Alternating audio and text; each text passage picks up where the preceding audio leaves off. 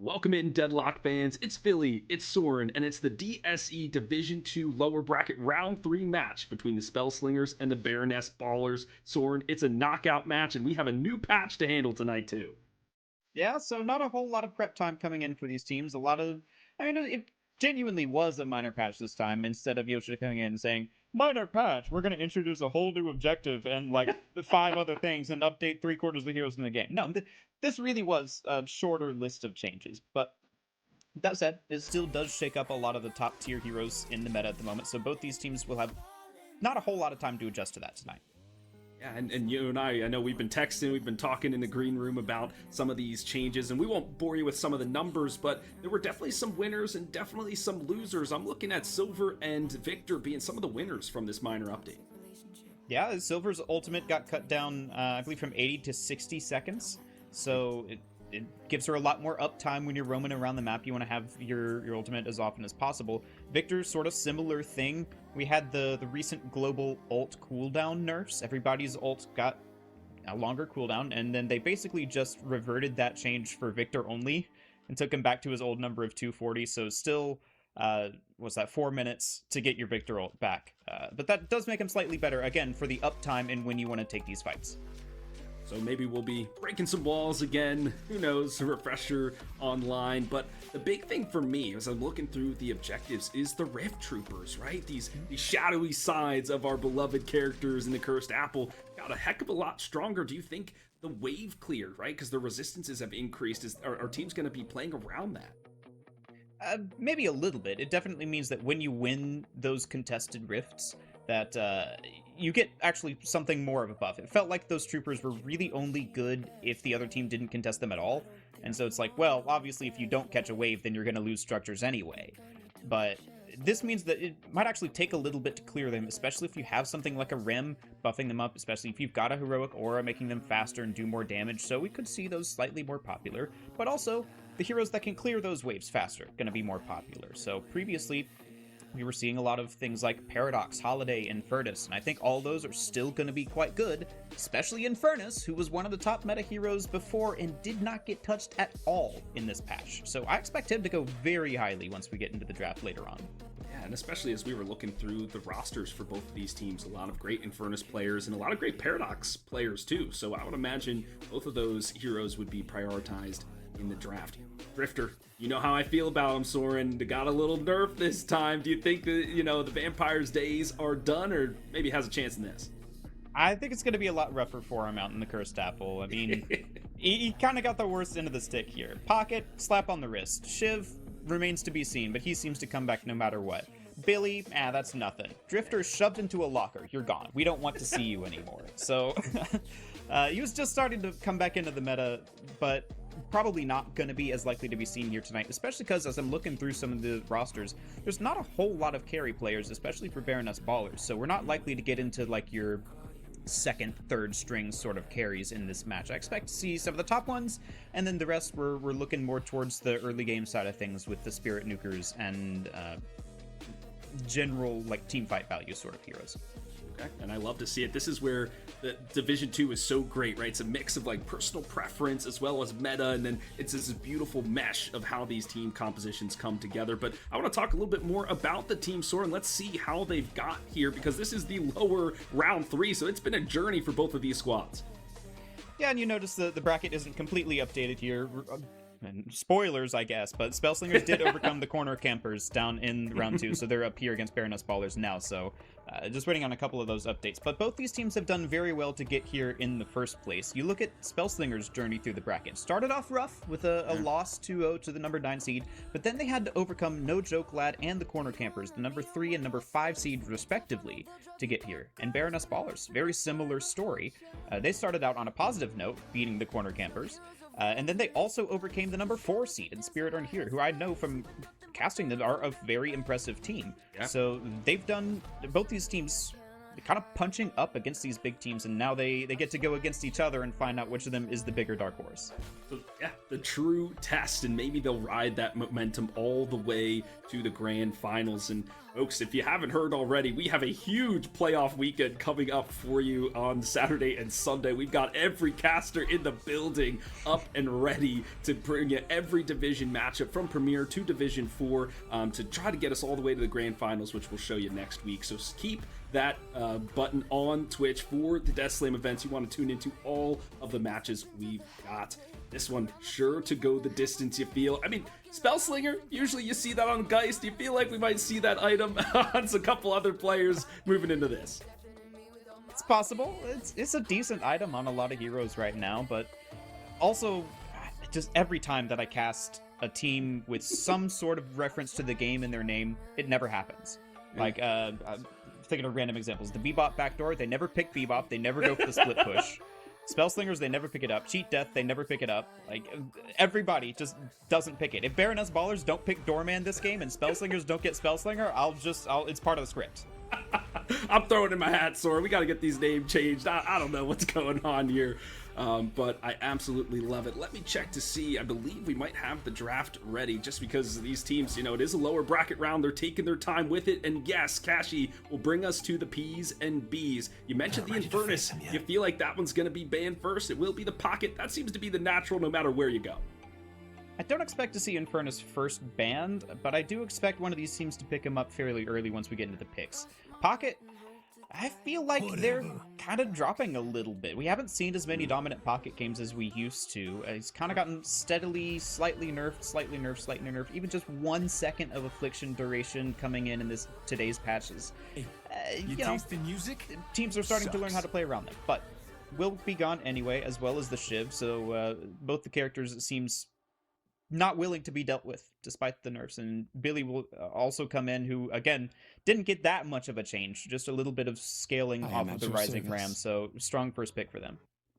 Well, the Baroness Ballers will not get to play Doorman Sword, but we will see the Baroness at least a little bit in this match, and I like it. There's some changes to the Baroness and how the cooldown works if people don't check out and things like that for the Doorman, so we'll see if they can find some of this lockdown. But I love this as a counter pick to the Billy. If he tries to engage, just take him out of the fight right away. So let's see if the Baroness Ballers find another way to have another set of engage, whether it's with an Abrams or what have you. But this Mirage has been a menace. The Echo Shard Dust Devil has been running rampant through the city. Mirage seems certainly very strong right now, just really good at all stages of the game, and then having the Traveler as well to... It's got two uses. You can use it proactively as like okay, let's split around the map and then use Mirage to create these disadvantages. It's really cool how teams get to use that sometimes. But the other use is the reactive of, oh no, we let a wave get too far and there's a Wraith on our Walker or something. Well, now there's not. Now there's a Mirage contesting her and she does nothing. So it's just a strong ultimate all around. So not surprised to see it go early here. Viscous on the other side. Okay. Well, hear me out. Maybe the Baroness Ballers are named that because they activate the goo ball while they're in the Baroness Hotel from the enemy doorman. And maybe that's where we're getting Baroness Ballers from. Can you even do... I've never even seen that. Can you goo ball when you're in the hotel? Yeah, you can use all of your abilities. It's just like, why would you? Because you kind of get out slower that way. Well, maybe we will see that in this game one. But I like the Viscous here. Helps out the Billy. Maybe those two might be paired together because, like, we used to see Billy and Paige together all the time. Paige has been lost in the library. Haven't seen her in months. But with the Viscous, it's kind of the same. And here's the Infernus. We were expecting this from at least one of the teams, and the Baroness Ballers, they pick it up. They're happy to oblige here, and I like their draft so far. I mean, both sides with strong options for sure, but Billy, Viscous, and Infernus, very well-rounded here at the start for Baroness Ballers. Like, you're not really lacking in any one thing. You've got support, you've got nuking, you've got tank, you've got, like, kind of an off-carry. Infernus tends to be more of the time, but still, plenty of late-game scaling enough for him, so... You're really leaving your options open here for Baroness Ballers headed into the second half. There's nothing that Spellslingers can take away from you that's really gonna, like, hurt your draft. Absolutely, and as we were looking through the rosters, a lot of Infernus players, as we mentioned, and the Baroness ballers picking up, most likely going to Hyper Nut. They're kind of the carry, that position 3, if you will, Soren. And so we're seeing the Haze, which, extra fixation stacks on those sleep daggers now could be good. Southern Noah, that is their top played hero. Maybe they'll make it work in this game 1. I'm excited to see this. I think that pick Haze really got buffed from the Sleep Dagger change. Carry Haze not quite as much because you're looking to have those fixation stacks all the time anyway, but 15 fixation stacks off of your dagger is 15 fewer bullets you have to hit to start getting that max damage. So if you can find an Infernus sleeping in the jungle and just immediately blow him up, that could be a really big boon for Spellslingers here, especially when you've got a couple of other good roamers here in Mirage and Doorman. If you suddenly find that, hey, we need +1 in this fight, well, surprise, there's a Mirage from anywhere on the map, and Doorman can also set up a lot of those opportunities as well. So Spellslingers, I feel like, can be really shifty around the map so far, but they're going to take away some of the teamfight potential that Baroness ballers are looking for by banning out the Lash. And I feel like that's the natural progression. If you're going for more of this pick composition, the other team usually then tends to lean into more of the team fight composition because they know that you're trying to single them out, so let's group up together. As, there's great talent, a great pick character, right? You can owl from afar if somebody slept or whatever, or right out of the Baroness. So I like that this is good strategy from both of these sides, but now we're moving into the second half of the draft. What is still missing here for the Baroness ballers? Baroness ballers, like I said, I think you've got a really solid just front half of your draft is well-rounded, so there's not any one thing that you need to pick up immediately. You might be looking for something like a pick hero, just to start off some of these engages, maybe get the counter pick almost onto a Haze. You're saying that Hypernut might be on the Infernus, but he's also got a pretty good Paradox and Holiday, so both of those are decent right now, but Spellslingers will take away at least the Paradox here to make sure that they continue their theme here and give that over to Sarubi. And for the Spellslingers, though, I feel like I want them to get an Abrams, because I feel like, how do they engage in some of these fights if they're not catching people out in the jungles or on rotations or things like that, right? Where is their start if it's not the Paradox? Has to have huge swaps throughout this game. So I'm still looking for somebody to be a little more of a distraction so that these other characters can work. On the flip side, though, yeah, the Baroness ballers, plenty of things to work with. I'm Lethal Pilot, though. I mean, Shiv, Mo, Paradox is kind of they're in this flex position. I'm still looking for a character for them.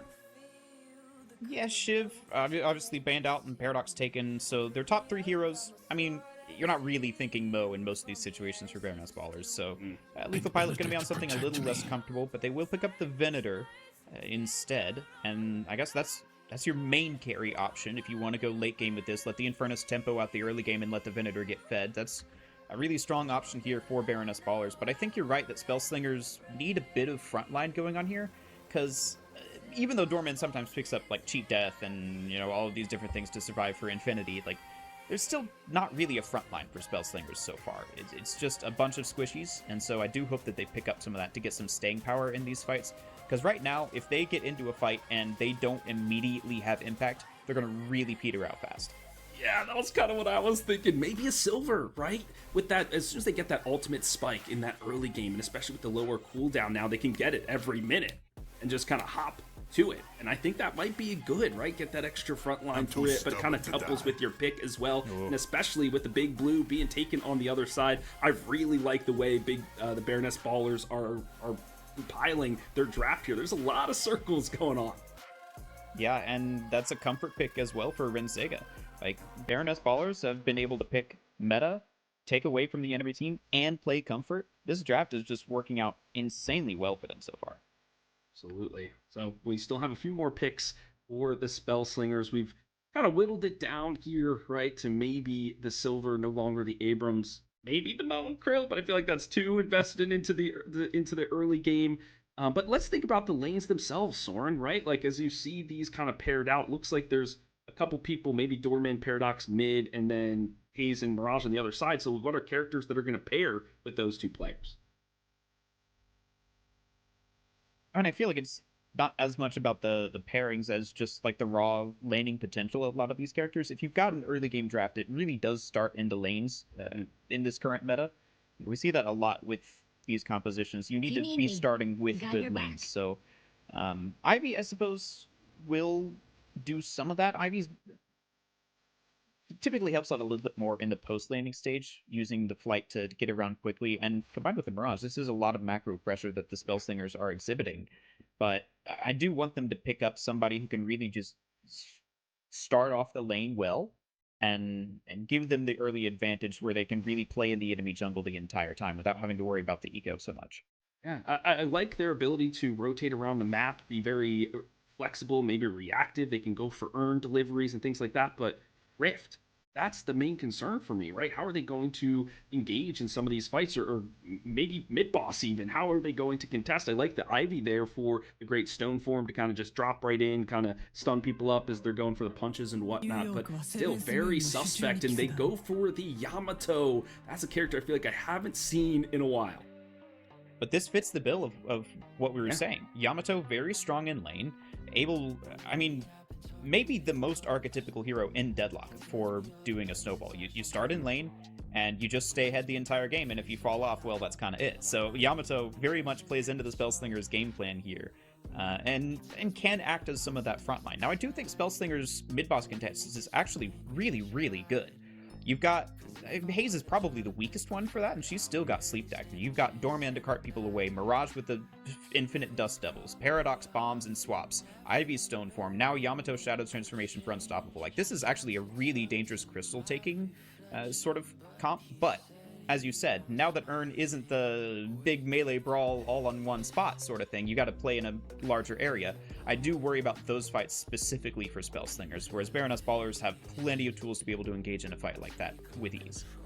And maybe because of their mobility, they can react to the Rift Troopers, right? So if they lose those fights, or maybe they'll willingly give those up, and they know the Mirage can go over there, or the airdrop can just blow them up real quick, or whatever it is, maybe they play for that instead. But now, we have the X Factor pick for the Baroness Ballers. There's one final slot. Is it the Victor? Is it the Silver? Come on, I need to see something. Please don't be Drifter. Anybody but that. Awesome. Okay, the Viper. Yeah, so this is again mostly a comfort pick, I feel like, for Baroness Ballers. ML is coming in as a substitute for what would usually be like their support player. And looking at his stat locker, he's got a lot of games on Viper, a lot more than his secondary pick of Viscous. So this definitely seems like a pick for him. I assume that he would be on the Viscous, but it seems like that's going to go elsewhere.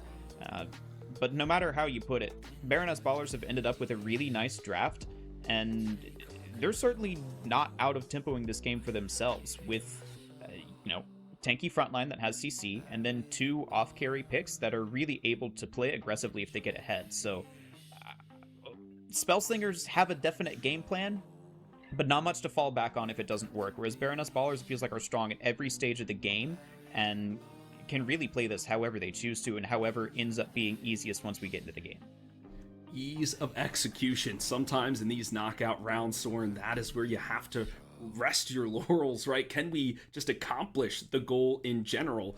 Whereas the Spellslingers, this is a tough composition to really make work, right? If they fall behind for even an instant, it could be disaster for them. So definitely interesting. Let's get your prediction here, Soren, right? You've kind of postured on both sides of what, you like the drafts, but who do you like a little bit more? And I do think that Baroness Ballers comp is just better. Again, Spellslingers have their game plan. If it works out, then it's going to be great for them. But Baroness Ballers just have, it seems like, the better heroes, the better comfort, the better overall macro strategy. So if they get ahead in lane, it's really good for them. If they play for the late game, it's really good for them. If they go into team fights, it's really good for them. It feels like they're just so well-rounded that it's going to be hard to beat them no matter what you try here for Spellslingers. And to combat that, Spellslingers have said, we're going to be really good at this one thing and try and beat you on that axis specifically. We'll see if it works out for them. Soren, you are a D&D master, or role play tabletop gamer. So min-max, or just put a 10 in everything and see if it gets it done. Well, I believe it's time to hop into the Cursed Apple Cache. Let's airdrop us all the way to the city, and let's get this round 3 started, Soren. I'm excited for this contest as we go on in. I'll get to see what happens here. Okay, we're not ready. Got a minute, it seems. Akashi did tell me about this. He did tell me that We Buy Metal Skin is another team name where the people don't actually buy Metal Skin. So, true, and that's an OG one. And actually, there's a bit of lore behind so many different teams having like item names for their team names. That's sometimes how we assign names for the Deathy's Death Slam, how these teams get into the league in the first place. And some teams just decide not to change their name. They feel like, yeah, this is good enough. We've played under this for a tournament already. And so that's why you see Spellslingers cheat death. I think We Buy Metal Skin was before that change got started, so they were the ones to pioneer it. But everybody else was just fine with this. I like it. I love the lore drop for sure. Well, okay, I know I gave this question to you a little bit earlier, but we did talk about the lane pairings, the lane matchups, the Baroness Ballers. I feel like, do we see the Venator, like John special is the Venator mid, but I feel like a lot of folks don't do that. So Venator probably in the safe lane, but who do you pair him with? Maybe the Billy, work those two together, or what are you thinking? I do like Venator Billy. Chain gang into the gut shot can be really good, but same thing with Abrams as well. Get a shoulder charge into gut shot. That's a lot of CC all in a row and a lot of damage on the back of it. So Venator Abrams, I feel like, could be a really good option, or just pair him with Viscus if you put him in mid and see how that works out with the amount of poke they're able to dish out. But seems we are going into game pretty soon, and we get to take a look at who's piloting what. Lethal Pilot was the one that we said didn't really have much of a hero in this draft for Baroness Ballers. Maybe the one uncomfortable player. He's going to be the one ending up on that Venator, and Spellslingers, just about as expected, seeing Southern Noah on the Haze. I'm honestly going to have my eye on him a lot of the time, see what this new Haze can do, especially on someone who's so comfortable on them. And then the rest of the team sort of following up that lead. I'm looking at Mr. Kitty. They're kind of the tank player playing Abrams, Billy, Mo. Is that how they're going to itemize their Yamato throughout this to be that front line that they kind of need in some of those situations? So that's something we'll keep a tab on. But now we get to keep a tab on who the lane pairings are actually. And we'll see the Ivy and the Doorman. That could be a lot of spirit being flung out in this mid lane. I'm not so sure I like the Ivy in mid lane. I was kind of saying that Ivy isn't much one to push the tempo. Plenty of defensive options with the Entangling Thorns, but oh, really nice parry there. It catches him out and going for the minion, and we get a bit of a burger brawl over here with the Viper and Abrams. But Ivy, not really gonna fit the bill of pushing the most important lane in the game for Spellslingers, but they've got the Dorm in there who's able to do a whole lot, even if they're going up against the Venator Viscus, which, as I said, a lot of great poke there and a lot of survivability as well. Sure, it's going to be a battle for the bridge as we move our eyes elsewhere, this time in lane 3. I feel like the Billy and Furnace, that's another classic matchup. We see these two, that's just a ton of damage. And how's this going to stack up with the Haze and the Yamato? You feel like it's a little bit squishy over here. Well, Haze, yes, absolutely. If she gets caught out by some Billy bash downs into an Infernus Flame Dash, she's dead. Yamato a little bit more able to take that kind of punishment, especially once we get the ultimates online. But yeah, Chain Gang into the Infernus ult, or even just Flame Dash, is going to be a big power spike for that lane over there for Baroness Ballers. So I got to be wary of that once we get up to now. It's 3.8k souls, not 3.6 if you're watching your timings, but a little bit later into the game, we'll start to see how that affects things. Right now, everybody's just clearing out the waves, and small camps are just now up, so we start to see a little bit more than just hitting minions. Yeah, the tier 1's is going to be incredibly important as the troopers make their way into each and every lane. We haven't talked about lane number 1 yet, the Viper and the Abrams. I actually kind of like that. There could be a good amount of CC into the dagger, slow people up, and just get a lot of damage. So this Mirage will have to play carefully, but we know how shifty the courier can be. Yeah, Dust Devil is a pretty good get-out-of-jail-free card, and it's especially good against Viper, who's so reliant on being able to slide around to keep the ammo up. So I feel like this has actually worked out really well for Spellslingers in this lane. You've got a lot of poke damage going the other way. It's almost really your strongest lane pairing across the 3 lanes, and you've ended up into a good matchup where Mirage can really shut down the engage from Viper or Abrams. And you see how low this Abrams is getting. He's tanky, but I mean, there's just so much damage flung his way. And has to itemize early into defense, right? Extra regen immediately off the mark, because he's like, somebody's got to take the bullets. It has to be me, but I need to stay alive. And a little bit of a wraparound here from the Paradox. Has the carbine, but lets it fly, and nobody hits the mark, but still a ton of pressure onto this Guardian. This could be their win condition, especially with the first urn spawning on that side of the map. We're talking about Spellslingers needing to take early tempo, needing to really push things here. That could be how they do it. Just get an advantage in that lane and then let the Paradox start to roam. Haze here not going to find a whole lot against the Viscous Cube on the other side, but this was a nice attempt from Southern Noah. And so, you know, really look for that lane number 1 for Spellslingers to be the thing that breaks things open for them in the early game. If it happens at all, feel like that's got to be at least where you look first. 100%, and we just saw there some scuffles over the boxes, right? All important timer at 3 minutes, trying to get some of those golden statue buffs, which they're not the strongest at the 3-minute mark, but hey, any boon you can get throughout the Cursed Apple, you will surely take. We are slowly working ourselves up to those ultimate marks, and it's been a pretty calm affair. Maybe some of the jitters of this lower bracket round getting to these teams. Well, we're seeing a gank here with the Doorman. He's made his way over from mid, leaving the Ivy, who we said has great defensive options with the Entangling Thorns, right? And that's why he's letting the Ivy anchor and getting this roam off. Gets just a little bit of poke damage that he's going to have to back, but that's really another thing that I like to see here from Spellslingers. If you're going to be reliant on the early game, you can't play it passively at all. So playing with this sort of idea in mind that we need to be roaming around the map early on, great idea from them. Even if it doesn't get a kill, it's the right thinking. There's some give and take, though, right? If you stay too long in a lane, then you give up lane priority in something, and Guardian damage goes your way or doesn't go your way, what have you, and things like that. So you have to be careful with the risks that you're taking. Don't just full send it, right? Be tactful. Make sure the lane is pushed up in the right way to get the gank off. But speaking of good rotations, the bridge buffs being gobbled up basically on cooldown. I think one was one apiece, I saw. Pretty close for these teams. They see casting buff going the way of Baroness Ballers. Not sure what the other one was, but either way, it's going to be something of a help for these teams coming in here. We're getting some poke damage as well onto the Ivy. That's right, gun buff onto Viscous, and he's not the carry Viscous of old, right? We remember those days, Soren, but still can pump out a heck of a lot of damage, so I think they'll try to get this lane Guardian down, because then that will keep Doorman and Ivy from rotating, and if they're not rotating, they're not facilitating ganks all across the map, so I really like this pressure, right? They know they need to counter-tempo the Baroness Ballers. Yeah, but you see lane 1 is working on this Guardian so heavily. It's down to about a quarter HP already, and I mean, ML and Rensega have their work cut out for them pushing this out. They're both full health-ish now, in the case of Abrams, but even still, you step out too long against Paradox and Mirage, especially as ultimates start to come online and the swap comes in, you could get caught out much faster than you expect.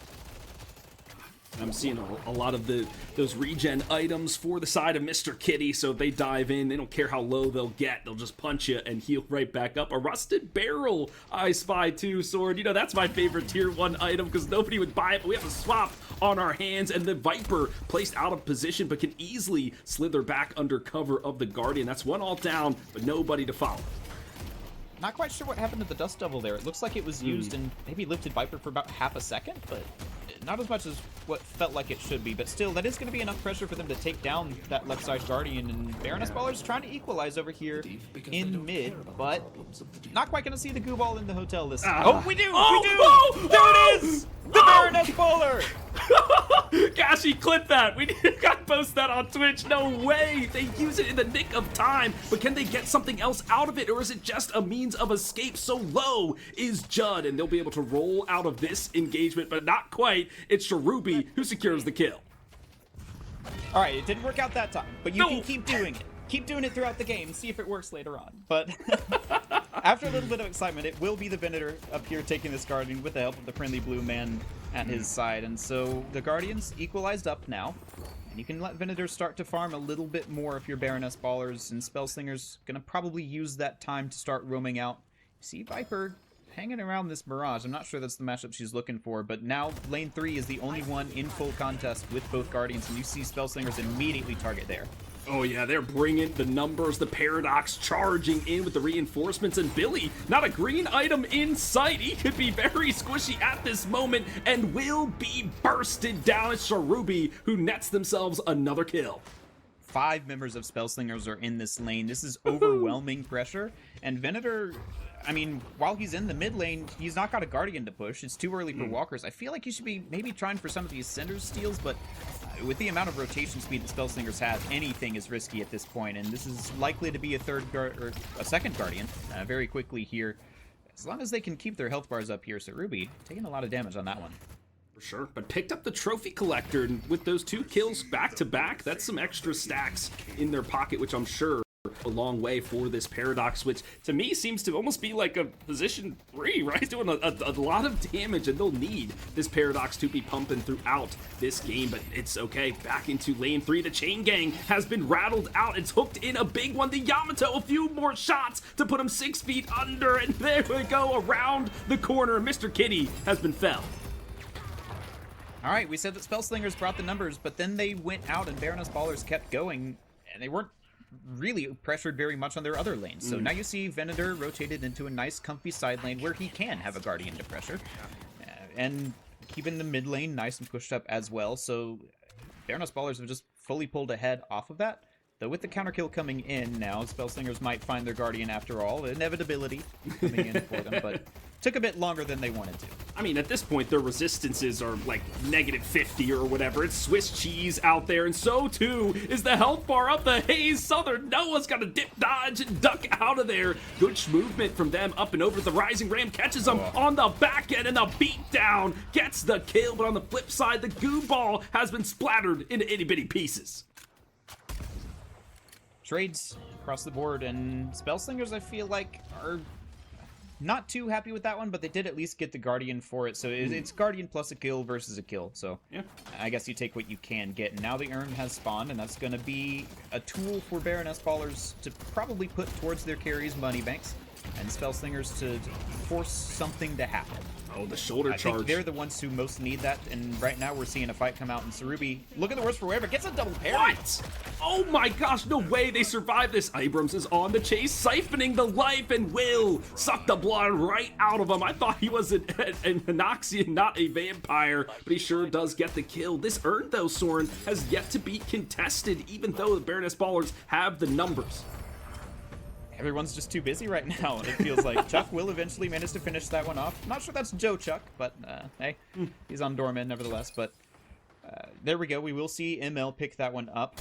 And the Viper, I think, pretty good choice to take this urn. A lot of speed, but also makes use of the souls very well. So we'll see if Spellslingers are able to put any sort of macro pressure on from this, or you know, what they do. As I was saying before we got into that fight, I think they are the ones who want things to happen, so the more objectives that come into play, the better their early game chances are.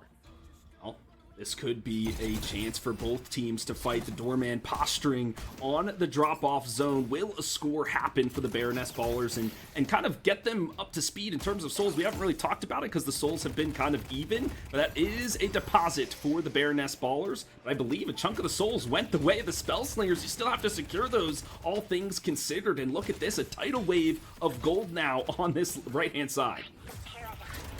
Yeah, Spellslingers didn't really do a whole lot with that opportunity. Now they're looking towards the mid-Guardian with the use of the mobility of that zipline.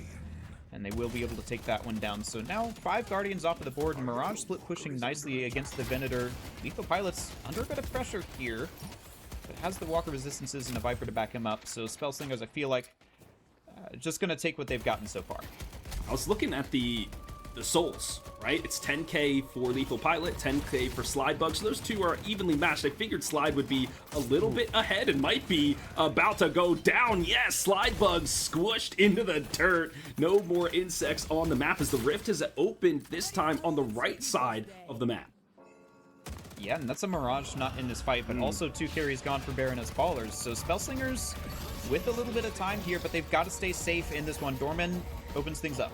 Surely does, and he'll close the door promptly in this one. Billy must be the front line, but gets carded out of the engagement. The friendly Guardian on the other side will be felled, and Hypernut will be cracked in 2. It is blue in the kill feed so far, and it is just a goo ball doing something, but all he's doing is rolling away as the rift is secured. It's the men in black now who stampede down the lane. All right, and here's where you see the macro pressure of Mirage come in. The play there for Baroness Ballers was just stall out the rift so that you can push that left side Walker with the Viper Venator, which is so much objective damage. But Slidebug just has the Traveler off spawn, comes in, answers the wave, and that Walker looks like it was hardly pushed at all. Like, that is the strength of having this character on your team, aside from the insane amounts of damage that he can pull off. So a trade they were trying to force, and you like it, but they lost a lot on the other side, and now someone has to deal with these Rift Troopers, which they did so promptly. I mean, this has been a pretty even affair, and I like the way that these teams are playing it. The grapple slash, or the flying slash rather, right onto the Priest, and he is praying to the heavens that he will survive, and he will not. Lethal Pilot crashes out of this engagement, and the Yamato off to a blistering start. This is the kind of engagement you want for Spellslingers. Get in the jungle, get active, but it's kind of been equalized here from Baroness Ballers. Great answer from Rinsega and Jude to be able to come back into this one. They might even more than equalize here and get the Ivy picks, so kind of goes against the Spellslingers in this one. Not quite having the map presence that they needed to pull off that. Yeah, the captain will go down there, the Ivy, so alright, some die for the vision, I guess, and you have to face check, but okay, hello, the bell rung there of Jude, and he is taking shot after shot. This doorman looking very, very slick. Just barely dodges out of the way of an Abrams shoulder. A freight train coming across your screen there, but is able to live through that one, and Cerubi as well on 1 HP manages to get out of that one, so things evened up here at 66,000 apiece as we head into the next set of buffs and earn here in just about 15 seconds. Again, that's the chance for one of these teams to start to break something open, but Spellslingers, it feels like, haven't really been able to push the tempo very much so far, despite getting the only rift of the game when we thought that they might struggle with that. Yeah. And I think it's maybe because the Baroness Ballers decide to make that trade, right? And they're making a trade of buffs right now. Will the Haze secure? Whoa. Yes, in the nick of time. The gun buff goes the way of the Sleep Assassin, and they make do with it, getting those fixation stacks online. Who do they have in their sights? It's the Billy, but he doesn't care how many shots he takes. He wants to be in the thick of it, and he will find one, a bat in mid-air, but he'll take a little bit of rest in the Baroness Hotel for now. He's under a bit of pressure, but the rest of his team is here to back him up. The Paradox swap comes in, and Billy under a lot of pressure here. He's tanky, but not quite that tanky. So Tom Civ will go down, and Baroness Ballers not able to find the engagement that they were looking for coming in there. So it's a trade of 1-to-1, which is about what you'll take if you're the Baroness Ballers coming off that one. And the Spellslingers now, they pick up the urn, and it's the Paradox who is just screaming across the map, especially with that kinetic carbine, and we're pretty even, all things considered. AP, pretty even, kills about as close as you can get, so I like this, Soren. We knew this was going to be a very tight-knit affair, and it hasn't disappointed those thus far as the Paradox makes the deposit. Looking for a bit of a trade here, though. Not able to get off the heavy melee. Just staggered it too much, and Cerubi still not able to survive, but at least able to make an opportunity here for Spellslingers coming into this one. But there's just not enough numbers, and now Chuck under some pressure as well. Whoa! He will get through the door in time, though. That bullet just went sky high, man. We just saw that sail into the night, and maybe sailing into an early grave will be Chuck. He needs some Norris in his life, and the cube will save Jude in the midst of it all. This has just been a brawl of epic proportions. On either side, the bullets fly, and the bodies fall. Well, he's not the Mirage, but call him the Beatles, because he says, "Hey, Jude," and takes him out. But the Walker on the other side is traded. We finally did see that left side gank come in, but Emma will pay for it with their life, and maybe a couple other picks to be gained here for Spellslingers. Although Southern Noah and Chuck both out of this one, it's not the free engagement that you would have liked. Soren, what is happening? It's just the bodies are being flung every which way. I don't even know who is out on top because walkers have gone down, but most importantly, the mid walker for the Baroness Ballers has been felled, and that is the one you need to defend. It's this Mirage who's been everywhere, taking heads, taking names, taking objectives.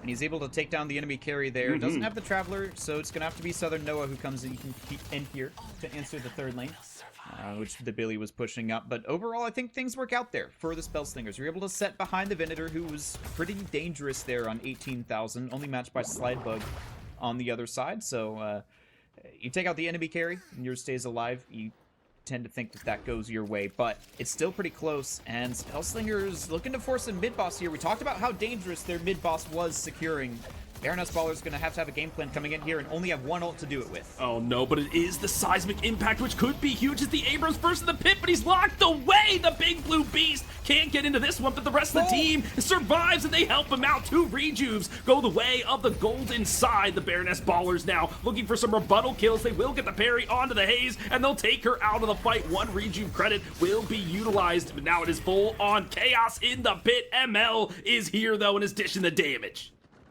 Spellslingers just backed out of that one really before they had much of a chance. Jude goes down on the back end of things, and okay, this is still a fight.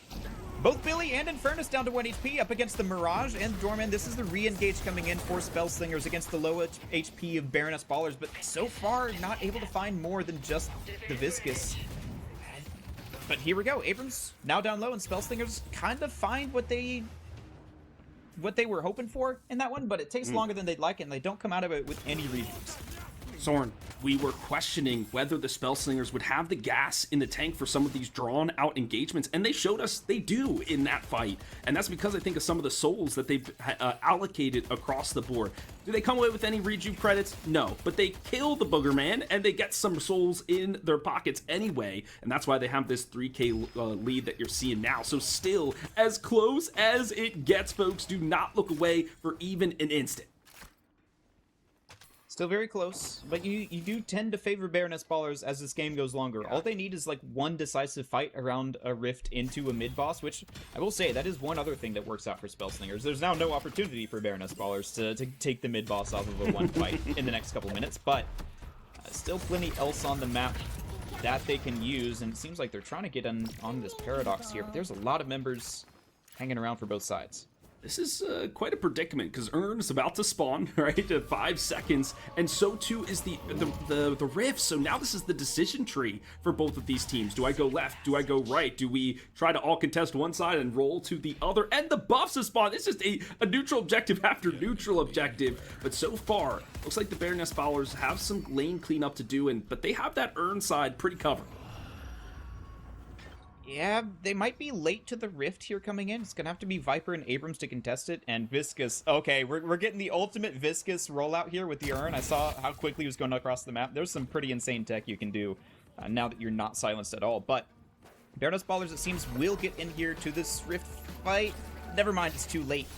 But they do catch Slidebug, actually. And that is massive. That's a bulk of the damage off the board. Now it's Lethal Pilot, who I'm looking at to dish it. But it is Hypernuts' wait a second. Look at me, buddy. I'm the one getting the kills. It's a 2K for the Infernus, burning people to a crisp. And it's a shish kebab for Tom Sieve because he has been felled. And it's the Assassin is the next one in the crosshairs. The Abrams is taking every bullet. Doesn't matter how fixated you are onto me. I got all the health bars in the world. But Jude, unfortunately, does not. They will be fallen in this fight, but the Abrams is still going, Soren. So damn tanky is this detective as we take this battle to the underground. The tidal wave of Amber is still going, and it's now a triple for Hypernut. This is the Infernus doing a whole lot in this fight. Close corridors, this is exactly where Infernus likes to fight, and he's able to finish off. And they get 5 members of Spellslingers. Now you're really glad that you took that mid-boss, even if you didn't get the rejuves, because that limits Baroness Baller's ability to really capitalize off this fight. Their wave state's also not good on the 2 areas where they need to take a walker, so not a whole lot they're going to be able to do to equalize after that fight. But that's kind of the game plan for Baroness Ballers. Jude, despite going down, did a lot of good work in that fight, keeping Rin Sega alive for longer, and that meant that there was less attention to be paid over to Hypernut and Lethal Pilot, who were just able to dish out the damage and outlast Spellslingers. That's kind of the game plan for this comp, and that's what I expect to see play out if we get into the later game and see these team fights really become important. Soren, we were worried about the front line, right? How are they creating space? How are they protecting some of their VIP members? And we saw that in that engagement where Slidebug was the first to just be targeted and eliminated from the fight. You imagine if they had Slidebug, would have been a whole different story. The benefit though is the souls are still even. Look how much damage those Rift Troopers did on that lane 3 walker. They almost got it down if Billy didn't come to its rescue. So I feel like they're okay with that in the end. Maybe not Hypernut getting a 4K, but like, you know, they've gotten some objective damage, which I think was the ultimate goal. It's at least something, but you start to worry about players like Mr. Kitty really being effective in these fights, and Spellslingers still trying to throw their weight around here. They've got a couple members making something happen, but not quite able to find any kills off of this. That said, here comes Ivy. Re-engagement for Spellslingers. Oh, this is an airdrop, and the Samurai is looking to slice and dice from the heavens! It's the bomb! Explodes right onto the substitute. Was not ready for that one. On the flip side, though, Lethal Pilot does trade it back. No Assassin on the board, so it's a 1-for-1, but I love to see those combination plays. There's no Ivy or Mirage ultimate here to answer the split push, but nice teleport from the Ivy will nevertheless get her there, likely in time. The Spellslingers so far doing a really good job of keeping their wave states in good array as they're going for these cross-map sorts of plays. And that's, again, the strength of the comp that they've picked. And a Hyperline on the Venator means that now Lethal Pilot is in some danger. Oh, in danger indeed. Has the slowing shots and the weakening headshots and will weaken the Priest to his knees. No trap will save him. And that's a great collapse from the side in blue. The Spellslingers certainly doing their namesake now. 60 seconds now as a power play for Spellslingers. Mid-boss not going to be up in that time. Not a whole lot of objectives you can go for, but you see that third walker. A weak spot exploited now for Spellslingers, and they're looking for more here onto Jude, who's been kind of a target in a lot of these fights. Might be able to save the others, but not quite himself as often, but this time he will at least escape from the puddle punches. Yeah, I mean, Jude is kind of the utility man, right? He's like, all right, I've got the rescue beam, I got silence wave, I got rusted barrel. Once I use everything, it's okay to kill me, but hopefully the team has done enough to avenge my death. As the buffs will spawn in about 25 seconds, so too is mid-boss. And I'm looking at that next urn. Do you feel like we're still at a stalemate, Soren? Is this going to be another bloodbath, or do you feel like one team might have an advantage? I mean, Lethal Pilot's going to be back up, so he'll be able to contest whatever happens here. I feel like they should be favored, the Baroness Ballers, just a little bit, as Spellslingers are starting to fall off. Slidebug's still dangerous, but while they've been getting a decent amount of these gank kills, they've needed a lot of players to do it, and that really hurts your soul economy, because if you've got that many players splitting the kill bounty, then the split becomes pretty unfavorable for you. And so while they're getting the kills, they're not exactly getting the soul advantage from it, and they're not able to push this tempo. But now, with objectives coming up, both teams now get the opportunity to flex their macro skills and see what they can make of it.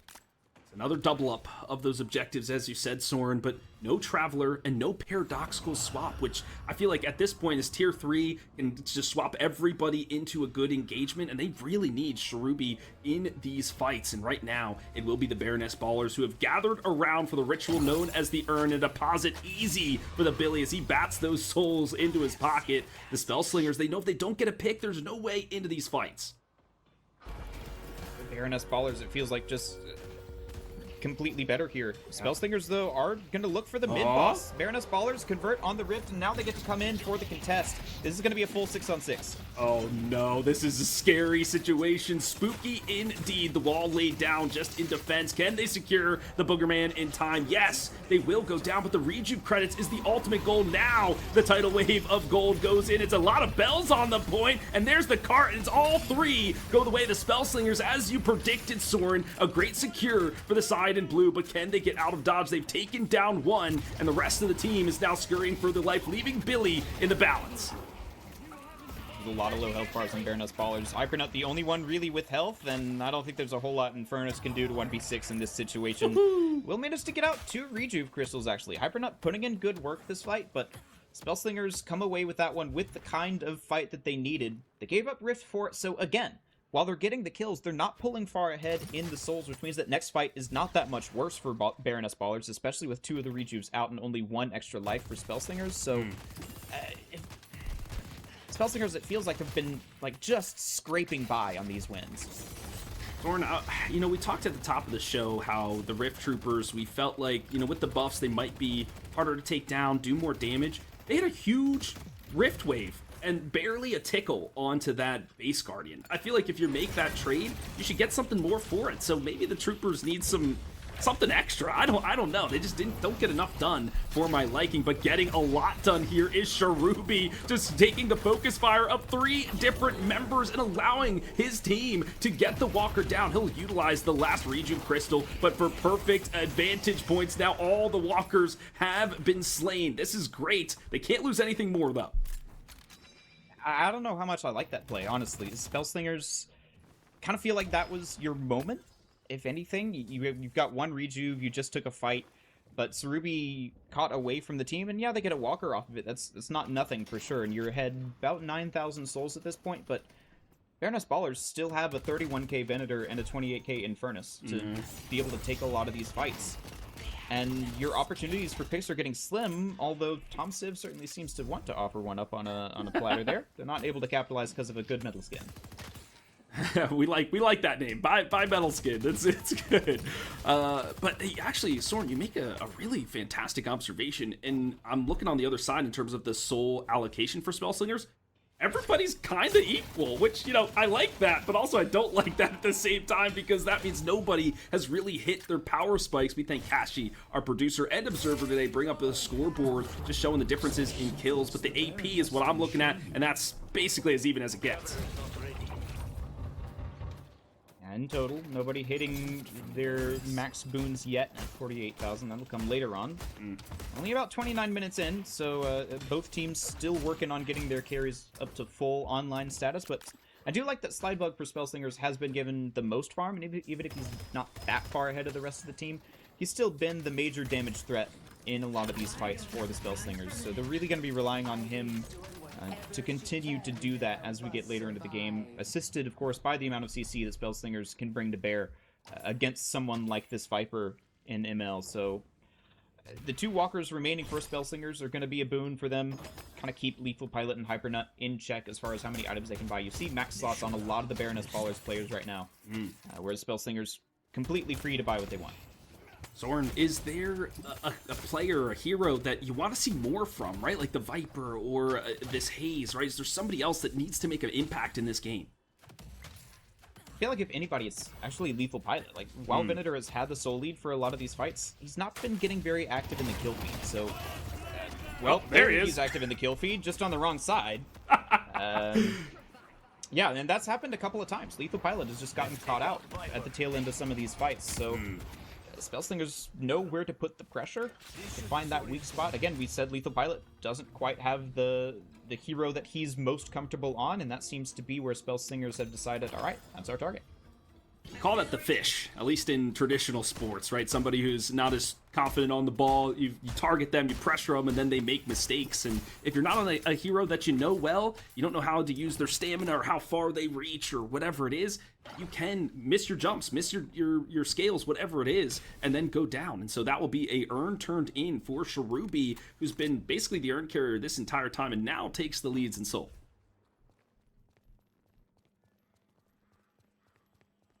Bringing in a lot of firepower into these fights. I will say about the Mirage build, we were talking about how strong having Echo Shard on your Dust Devils is, and like the escalating exposure type builds. This is something completely different. This is more of an old style Mirage build with a lot of debuffs and the Ricochet tagged on at the end here. I don't know how much I like that for Mirage these days. He was changed a good bit in the patch just today, so maybe this is the everything old becomes new again sort of trope, but at least from what we've been seeing in recent pro play before this patch, we would have seen something different, but Slidebug certainly seems to be keeping up, at least in this game so far, even if not quite having the same survivability as maybe Mirage did yesterday. But I wonder if that's because they know they need to do the damage, so if they Dust Devil all around, maybe they feel like they might get caught out and then taken down, so if they can just sit in the back and just pop shots, they might be safer and not put themselves in harm's way. It could be a reasoning. I'm just pulling things out of the air, Soren. I don't know. We'll leave it to the players to decide, and they're deciding on maybe a cheeky gank here as the mid-boss is about to spawn. No, okay, they thought somebody might go for the Sinner, Soren, but no takers. Yeah, all the Baroness Ballers very conscious of the threat lurking in the wings. And they know that the Spellslingers have drafted this sort of pick style comp, and so while they're looking for just about anyone here, again, Lethal Pilot caught out a little bit on his own, but will be able to get away. This is just both teams with not a whole lot to push right now, and knowing that the next thing that happens, the next big fight, could lead to mid-boss and really start to be the thing that breaks this game open. So everything is important at this stage. Nobody quite stepping out to make the crucial mistake. And this is what we see in a lot of our divisions, right? Is like, how do you close out a game? It can be very difficult.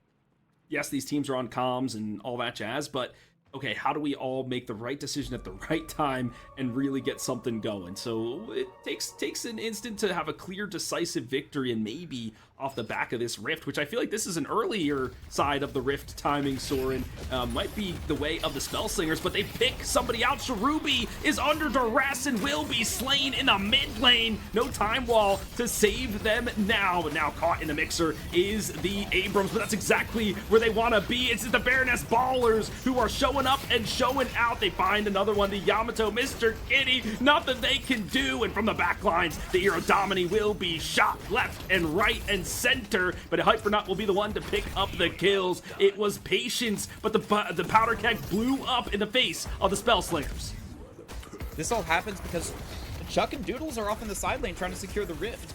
Or potentially Chuck and Noah, and that meant the Baroness Ballers had 2 up. Now things do actually seem to be turning against them. Slidebug's putting down a lot of damage, and Doodles as well. The Entangling Thorns coming in for them. They've got this Venator, and Billy is so low, but there comes the gut shot. They're able to finish off the Ivy. Still, Slidebug can find a couple more shots. This is certainly not out of the realm of possibility. He is the last man standing, though, so he's got to make his play soon if it's going to happen at all. Oh, no, he steps into the trap. An unfortunate placement there for him, but uses the Dust Devil in quick succession, but finds himself in an awkward spot, not totally escaped. And can the Courier get out of this tricky situation? No. Slidebug squished once again, and that will be the mid-boss for the Baroness Ballers. And that feels like kind of the comeback moment for them. They found the team fight they were looking for, the imbalance. A couple of good itemization things that came in there as well. The Indomitable for Lethal Pilot canceled out the hotel guest from Chuck, and that was when Chuck immediately came into the fight, looked for the first target of impact to hit, and was immediately denied all of his value. So Baroness Ballers do hold on to that one by a thread, but it means that they're able to take this mid-boss, not potentially without some contest from this Yamato. I was gonna say, Soren, they've been taking it pretty slowly, the Shadow Transformation, just to get into the thickest of things, but it's a 4v1! One Griju Crystal has been taken, make it 2, and it's just a smattering of blue and gold, but all 3 will go the way the Baroness Ballers finally have taken the lead, and now they're taking heads, as 2 will be slain amidst the scuffle in the pit. It's an all-out brawl. Cherubi comes and goes, and a bunch of people back to the gray screen. And that's ML being the hero right there. The AoE stone form. Petrifying Bola. There we go. Stone form's Ivies. That's this person right here. The AoE. 4 Baroness Ballers there, able to stun everybody up. And this means that now Baroness Ballers can start to get some of those walkers down. They're across the map doing just about everything right now. They got to be careful not to get too split up, but it seems like they're taking everything anyway. And with 4 down for Spellslingers, you're only risking so much anyway. Slowly, we knew the timer would come for the Baroness Ballers as they continued to scale throughout this match. For the Spellslingers, nobody really popped off, right? We mentioned that their soul economy was kind of even throughout the game, and now it's really coming back to bite them as they lose a Walker and their set of base Guardians in quick succession. Their soul lead has ballooned now. This is the largest for either team of the entire game at 20,000. Just the inevitability that we talked about in the draft. You've got a Venator and an Infernus, and even Viper not a slouch at all when it comes to scaling into the late game. So Baroness Ballers feels like I've finally found that breakthrough moment that we've been expecting all game. Spellslingers were just one fight away from it, it seemed, at every point in the game, but now Baroness Ballers are the ones to actually realize that threat. And they've maybe found Slidebug here in the back. He's got the Dust Devils to try and get away, but there's just so much yellow around him. This is really bad for Spellslingers. Uh-oh, the Silence Wave got onto him, and now there's nowhere for him to go. He's shoved into a locker, and just every bullet from every gun will be pelted right into his chest, and it's a quick shopping spree for the Baroness Ballers. Plenty to spin there, and this means that as they push into the base, with, again, still 3 rejuves in hand, they're going to be able to take a lot here. And while Spellslingers were ahead in several of these fights, took some objectives, they were never really able to get into the base and get onto those shrines. So they've still got a ways to go, even if they're able to equalize the soul count. They don't have that much of a lead in objectives. So it feels like victory here, while you're not that far behind for Spellslingers, is still a long way off. I feel like at this moment, Soren, it's about who makes the fewer amount of mistakes, right? That was a mistake. Paradox Cherubi got caught in the mid lane. They collapsed, whatever. Now, okay, there's still time for the Baroness Ballers to be caught out, right? With this pick composition the Spellslingers are running. So they still have to, and both teams still have to be very, very careful as the base Guardians from either side still remain. I don't know, this Ivy build though, Sword, I do want to pick your brain once we'll have some downtime now as a few of the rejuve credits have expired because the timer, it's shortened by 1 minute, so it goes down a little bit quicker than the teams are used to. And this Abrams, will be caught out, but that's exactly where he wants to be, but not in the gray screen as the chain gang will be disrupted. It's set to the Baroness is the Anarchist. He'll be calming down there in the Scream Room for just a little bit and hunting. This Viscous is the Yamato, looking to slice and dice, but a great use of the Veil to get out of dodge, but Tom CV, not so lucky. There's the mistake that you were looking for from Baroness Ballers. They take that fight just after the rejuves expire, and so Spellslingers were able to get some kills. Still didn't really bring back the soul advantage, or equalizing on that, so Lethal Pilot and Hyper Nut crucially did not go down. They'll be able to continue their scaling. But it did at least mean a stay of execution here for the Spellslingers, and that slot not unlocked for the carries from Baroness Ballers. No, I just noticed that. He was, Lethal Pilot was taking that tier 3 Denizen camp, and I was like, wait a second, there's a lock on that still. What the heck? There's a sliver on that Walker on the right-hand side, and the Baroness will be utilized once again, this time on the Viper, who uses the Unstoppable. But can they be stopped in this instance? It looks like no, but 2 members still in the gray screen, so it's a positive situation for the Spellslingers. They need to hit their 1s and 2s. All the spells will connect, and that is Hypernut, who is down to feel like finally in this moment, but it's Lethal Pilot, the man with 52,000 souls, is the next target on the line. Goes for the parry, but misses, and Cherubi will secure the kills. Now the Spellslingers are the ones with the momentum. There's the aggression that Spellslingers kind of needed earlier in the game, but are finally finding here later on. And with mid-boss just 5 seconds away and the 2 largest players from Baroness Ballers out of the fight, this is likely to be an easy mid-boss for Spellslingers, especially with the amount of CC that they have in the wave state in their favor. Rift completely uncontested, by the way. It's just sitting there, happily disrupting the space-time continuum. But Spellslingers will likely get away with this one pretty freely with 3 rejuves and maybe start to come in here and actually take the base, start to realize their potential. Hey, Jude, what are you doing? No goo ball? Just basically sacrificed his life, and now it's Chuck who gets the rift and gets the urn. That's a huge swing of souls. We are even once again. We mentioned just who makes the fewer mistakes, but with the rift troopers at their back, they're going to be knocking on the door. Hey, Jude, don't make it bad. You know, Sword, I can only use that joke so many times before Twitch DMCA gets us. That's fair. I've never really even listened to the Beatles. I think I only know like 3 Beatles songs. Like, this just wasn't. My parents are from Italy, so they didn't really like listen to the Beatles, listen to Italian music. So I don't really know that many songs by them. Honestly, me either. I've just kind of absorbed it. Pop culture. By osmosis. Yeah. Everyone around me knows it, so I know some of the most popular lines, but hey, that's about all you need to be able to make those kinds of jokes on broadcast. And I can sound like I know what I'm talking about very well. That's what I do every time I get in the booth, Soren. So, but I mean, let's take a look at the state of the game here. It feels like the Spellslingers, 3 rejuves, they're in the base now. They could go for the shrines.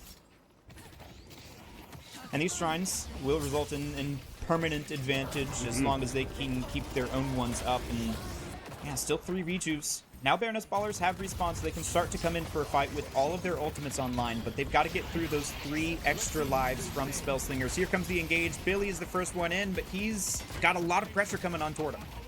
I don't see many health bars going very low. Everyone, yeah, they get hooked in, but they don't get toppled over. And it's from a safe distance here is Lethal Pilot, but not pumping enough damage. Ren Sega goes in, but it just gets chunked into oblivion. So much spirit damage being tossed onto the detective. And I love the way that Chuck has been playing these fights, using the luggage cart, the bells, to keep the space. Cherubi will use one of those rejuve credits, but they get the shrine. That's exactly what they were looking for, so job well done for them. They might go for first stage here, Soren, and then back out after this.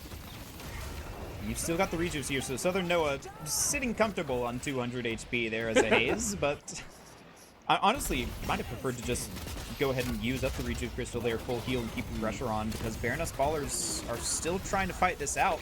and not at full health either. There's the cube to keep the Billies safe for now, but Tom Civ, he's got to be very careful. He's got a lot of tanky items, but that doesn't mean he can sit out here forever. Spellslingers still trying to finish this one off. Oh, it's pandemonium in the pit now, and Lethal Pilot, he's just been trying to pester people from the top ropes, but not dishing enough damage. I'm looking for a big ultimate now from the bartender. Can he sling more than spells? Needs to sling a huge concussion combustion. He dives on him with a flame dash. Can he connect onto two? Yes, but he gets connected on himself, and he will go down. It is just all blue in the kill feed as they go for the patron, but still invulnerable is it as the defenders are nearby. A shadow transformation, and in the shadow form is the Yamato. A quick heal from the Healbane will keep him topped up, but there's only 2 members left to be toppled over, and a huge one from Jude connects onto 4, the puddle punch of epic proportions, but it doesn't matter. Victory in game 1 for the Spellslingers. Good game. It was a close thing, though. Spellslingers felt like they lost their footing there in one of those late game team fights, and Baroness Ballers had their opportunity to go for it, but as you said, it's just about who can make fewer mistakes, and Baroness Ballers made one too many. Spellslingers got back into the game and were able to push into the base and take that final fight there in the mid-boss pit, or in the patron pit, and close things out for them. I feel like this was a lot closer than you'd like for them, because they really were looking for that early timing, and it took them all the way to about 40 minutes to be able to close out that game, so not quite going to game plan there, but any plan that works out is a good plan, so. I feel like at that point, everybody kind of gets up to the soul level, especially the Spellslingers, because they were all pretty close in terms of their soul allocation. But I want to highlight, as you mentioned, Soren, the mid-boss take. They were able to burn it so quick and secure it almost every single time, and I think that is one of their pivotal moments, and that's all for the back of this guy, Chuck, the MVP. Did a lot on the door, man. Was chunking out the bell damage, but also the doors helping people get around a little bit, and you can start to see some of the classic cheat death sort of shenanigans you can get up to on the doorman. You see just the damage that he pumped out, though. 76,000 player damage? That's... I'm looking for second place here, and it looks like it's 45 on Southern Noah, so those call bells really did a lot this game. Sure did. I mean, that's more than, what is that, Slidebug and Mr. Kitty combined. In terms of how much damage this doorman was doing, and you feel like maybe as we go into game 2, the doorman will be on the ban screen more than the pick screen. But yeah, love it from this side. It was definitely a back and forth there all the way. Baroness Ballers, we like their comp all the way through. Are there any adjustments, or just like we just have to minimize errors? Sometimes it happens. That's the name of the game. I feel like just a little bit more playmaking in that mid game. We felt like they were playing very passive, and while the late game scaling did sort of go their way, you still have to be able to find opportunities where you're ahead. And almost I feel like if you swapped out the Venator for Mirage, which of course Spellslingers took early in the draft, that would be a very strong pick, just from the amount of errors that Spellslingers were able to correct with the IB Mirage macro pressure. Baroness Ballers were never really able to capitalize on any team fights that they won. So little bit of draft strategy, little bit of macro game of how to replay these advantages when we do have a strong point on the map for Baroness Ballers. But honestly, one extra fight goes your way for Baroness Ballers, and that's your game. So you don't even necessarily have to change up too much here in game 2. Yeah, and we highlighted that some of these players weren't on their most tried and true heroes. And so maybe Lethal Pilot playing the Venator, how do I really navigate these fights? Because I feel like if I'm in there, I get beat up, but if I'm too far away, I'm not using gut shot, and grenades are missing or whatever. So maybe a character like Wraith, where you can hit the cars or get one telekinesis, and you feel like you're facilitating the team, could have been better for him. Maybe that's something they're talking about. Like, guys, I feel like I didn't do anything in that game. How do I help the team more in the next one? So, okay, yeah, still lots of a game left to go here in this best of 3. But Soren, you and I, we gotta take a quick break, folks. We'll see you on the other side.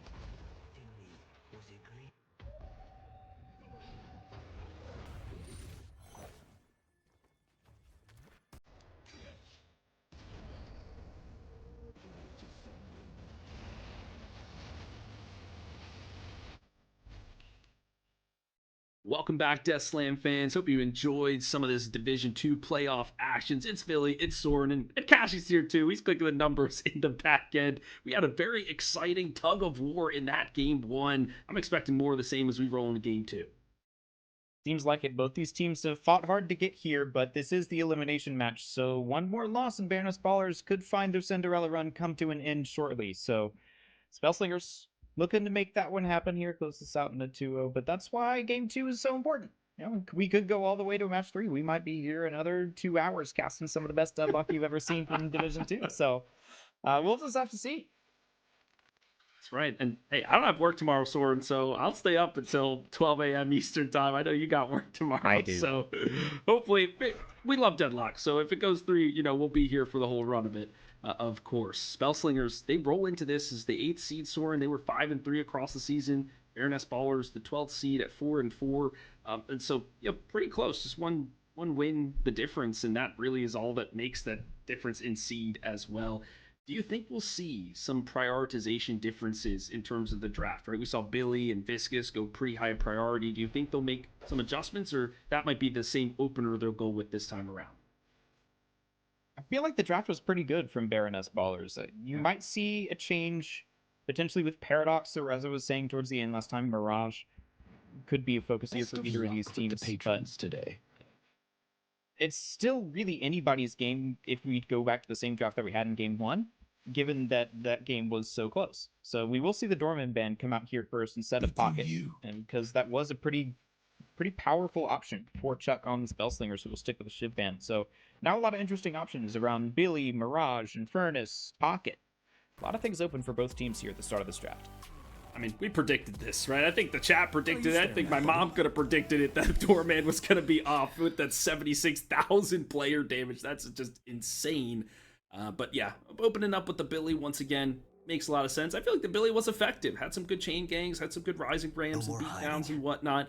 Like we said, just a few mistakes here and there. Will be the Pocket, so the they them mayhem from this slinger here. We'll see how they get it done. I mean, they worked with the timings before. They said, screw the timings, Soren. We don't care if the game goes 40 minutes. We know we'll win it out there. And they go the Mirage for the second pick. That's same as last time. I like that. It's you're basically just exchanging Doorman for Pocket so far in the draft, and you feel like that's pretty even. Right? Doorman Pocket have been kind of the go-to first bands for a lot of professional teams in the recent patch, so you swap out one of those and you're still doing just fine here. Now, Pocket has sort of been falling off lately, but that's mostly due to teams figuring out how to play around him, rather than Pocket actually being a bad hero.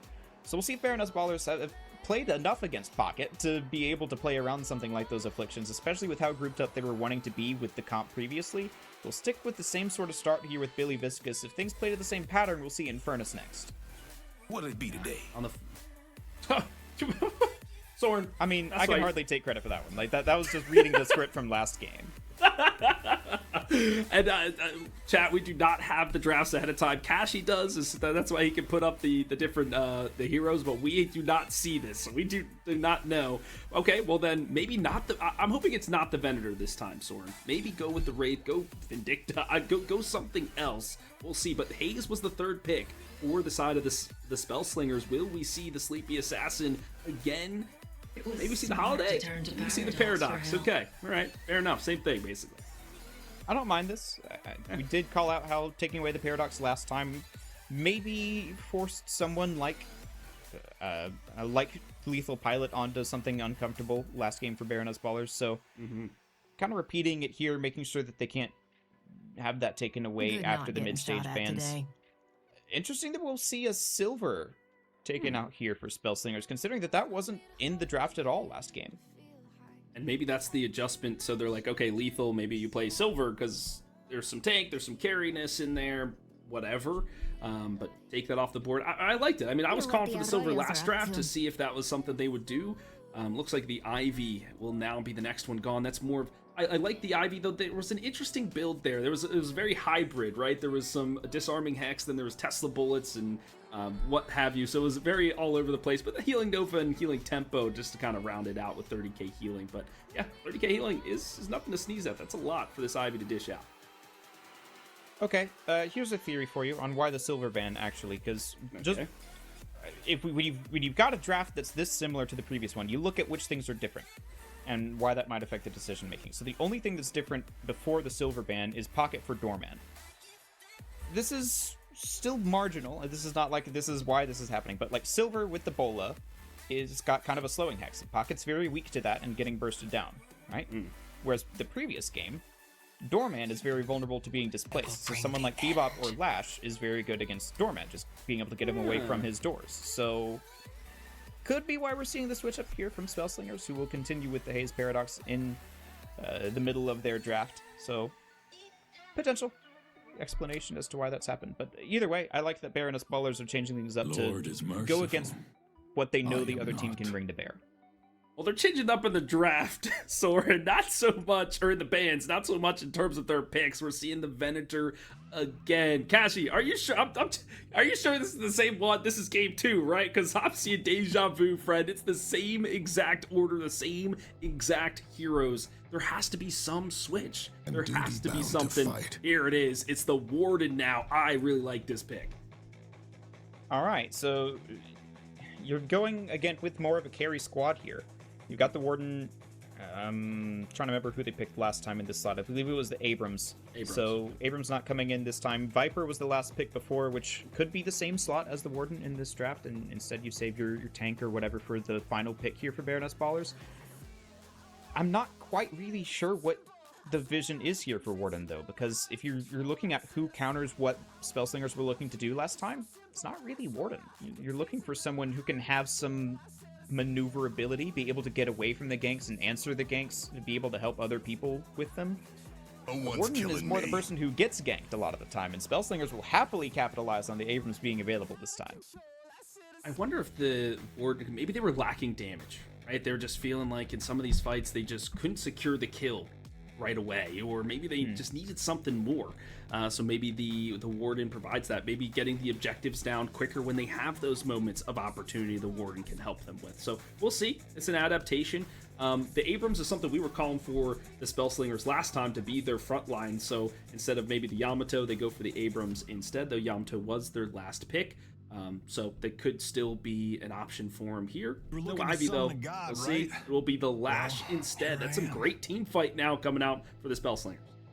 Yeah, so while you've got the potential of going for picks with the Haze Paradox Abrams sort of squad, you've also got Death Slam into Affliction for Spellslingers, so I feel like if you get too grouped up here for Baroness Ballers, there's a lot of punish waiting for you on the other side, when typically these drafts with a lot of carries and tanks tend to be more grouped up. So I feel like this is a little more dangerous this time, the draft from Spellslingers. So Baroness Ballers, I'm curious to see what they'll pick up here at the end. I feel like they're, again, just missing someone who can be that mobile answer to what Spellslingers are bringing. This is a holiday. Calico. Right? Calico could be good. I'm never going to say Drifter. You know, that's not what I'm going to be. Calico is the call. Love it, Soren. But so very early game heavy. What is her focus here? Is it to counter the Haze and the Paradox, just make sure they can't rotate and try to find something, or and the Lash as well? Feels like that's a lot to handle. It is. There's going to be a lot going on this Calico this game, but you look at the other side, there's really only like one, maybe two heroes who can stand up to a Calico dive.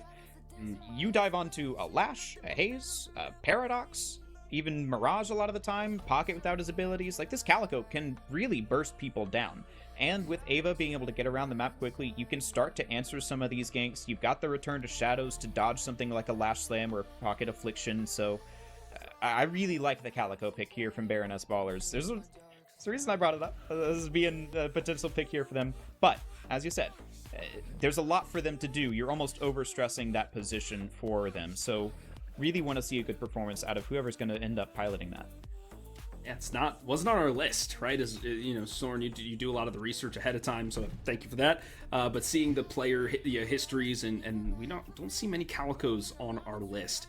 To me, this is looking like the Warden and the Calico will be in lane 1, that safe lane side. The Venator, the Viscous will probably be back in the mid lane, and the Billy and the Infernus back in lane 3, and so this will allow the Warden to absorb some farm. This Calico could then rotate, go boxes, kind of counter gank. It just the matchup on the other side is what I'm curious, because last time it was the Paradox and the Haze and the Mirage together. They were putting in a lot of damage. I think it was Paradox with Mirage, just being able to poke out a lot. But this time you've got a good option in Haze and Abrams. Just being able to get the Sleep Dagger into the shoulder charge, although that would mean that Lash Pocket is your last lane, which doesn't have a whole lot of staying power. So definitely some interesting options here for Spellslingers as to how they want to play the early game. But I feel like they're a little bit less dependent on getting a good start this game, which turns out they didn't need it last game. But this time you've at least got a fallback plan in the team fight ability of Lash and Pocket. You've got a bit more of a front line, and you've still got the Mirage to be able to pump out the damage in each of these fights. So I like this draft a little bit better. I almost feel like I lean towards them, despite how much I like the Calico pick from Baroness Ballers. You've still got the triple carry sort of setup, and I feel like you're just lacking a little bit in utility from that. If you had maybe pick up the Lash for yourself instead of the Warden. Well, okay, I say that. You're against Haze Pocket, so maybe less so. But I do still feel like there's other answers you could have gone for here rather than just the raw damage of the Warden. So we'll see if it works out for them, though.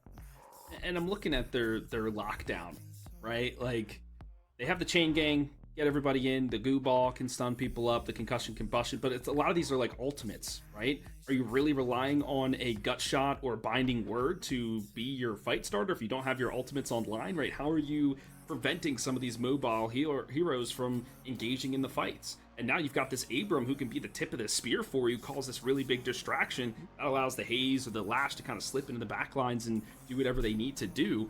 So I really like this, actually, from the Spellslingers in terms of how they adjusted their last two picks. I feel like their mid-boss take now is even stronger than it was before. Yeah, you've got the shoulder charge plus the Abrams ult available, as well as the Dust Slam, so plenty of options for them again in that mid pit. Looking across the board, though, look at how many members of the Spellslingers team are affected by Slowing Hex. Lash, Abrams, Mirage, Pocket, little bit Paradox. So I feel like if Baroness Ballers can pick up several of those, that might sort of help their issues of like not having a whole lot of CC to be able to start these fights. Just Slowing Hex really shut down some of that mobility from Spellslingers. You're still going to have troubles with someone like a Haze or a Paradox if you're not able to get that hard CC on them. But I feel like if you itemize against the comp that you're playing against, which, I mean, at any level of play is sometimes a toss-up, but there's definitely an answer on the board here for Baroness Ballers. Well, Soren, as we take a look at the teams, we'll see if there's any adjustments. So ML will be on the Warden instead of the Viper, and we'll have Ren Saga on the Calico. We take a look at the teams, but Soren, I want to ask you, in the last game, how many Slowing Hexes were bought by the Baroness Ballers? I want you to take a guess. I'm going to guess 0, because I didn't notice any that happened. Could be wrong on that.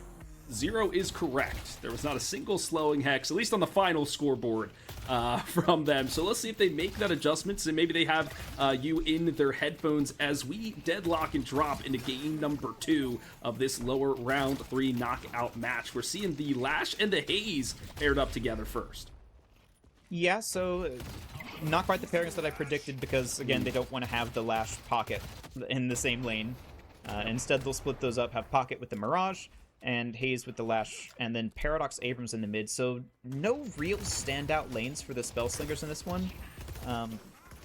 You've kind of got one decent laner, one weak laner in each lane. So playing very consistent, I would say, is the word that I would use for the Spellslingers lanes. We'll see if Baroness Ballers are able to put the pressure on. I'm primarily looking at the side lanes for them. While Venator Calico is decent, left side, Infernus, Billy, they were under a lot of pressure last game, but this time maybe a slightly easier matchup for them if they can start to get some of that damage coming through. Although, Tom Civ already down low again. They're kind of focusing him. Right? They know that that's the guy that they have to take out of the fight first and get to this Infernus, right? The bodyguard, if you will, and went for monster rounds immediately, so that means no extra regen or anything. He's gonna have to be careful in that lane. The Calico, we mentioned, has a lot to do, and I think that's why they put her in the mid lane, so she can decide where she wants to rotate across the map depending on how their lanes go. So we'll see how Ren Saga makes those decisions, because they could be incredibly impactful in this early game. Yeah, great call, because that's also going to mean that Venator is taking the solo lane while Calico's gone, and off of a quick start here, maybe a double for this team. That's going to certainly put your Venator Calico off to a good start here, and that's probably the worst lane for Spellslingers to give up that sort of advantage in. And especially to the Calico, that they want those early ramp ups, right? Get all those points into the slash, right? And ultimate, just destroy people. But they'll be back to lane very quick, so not a lot of Guardian damage to boot off of that double kill. If you're gonna have to give something up, give it up early, and hopefully you'll recover from that. But this Mirage lane, they were pushing up pretty heavy in game 1. They're doing the same in game number 2. Yeah, but Tom Civ's healed all the way. I didn't quite catch if that was a full back to base or just a couple of well-placed healing minions coming in, but that means that pressure can come back in now, really making sure that the pocket stays honest here. And so again, this lane still has a lot of potential to be able to push back against the Mirage, which we saw how much Mirage was a problem before. It's actually going to be a change up on who's on what. Southern Noah I believe was shown on Mirage in the graphic before, so this could be an interesting change up for Spellslingers. Yeah, for sure.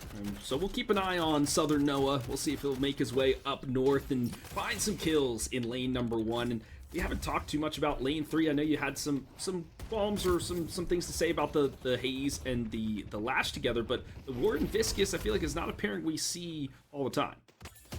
It's not, but it does follow a similar pattern to a lot of very decent lane combinations. You've got your M1 with a support to be able to keep them alive, and I do very much like the Viscous Cube against the Haze Dagger and the Lash Ground Slam.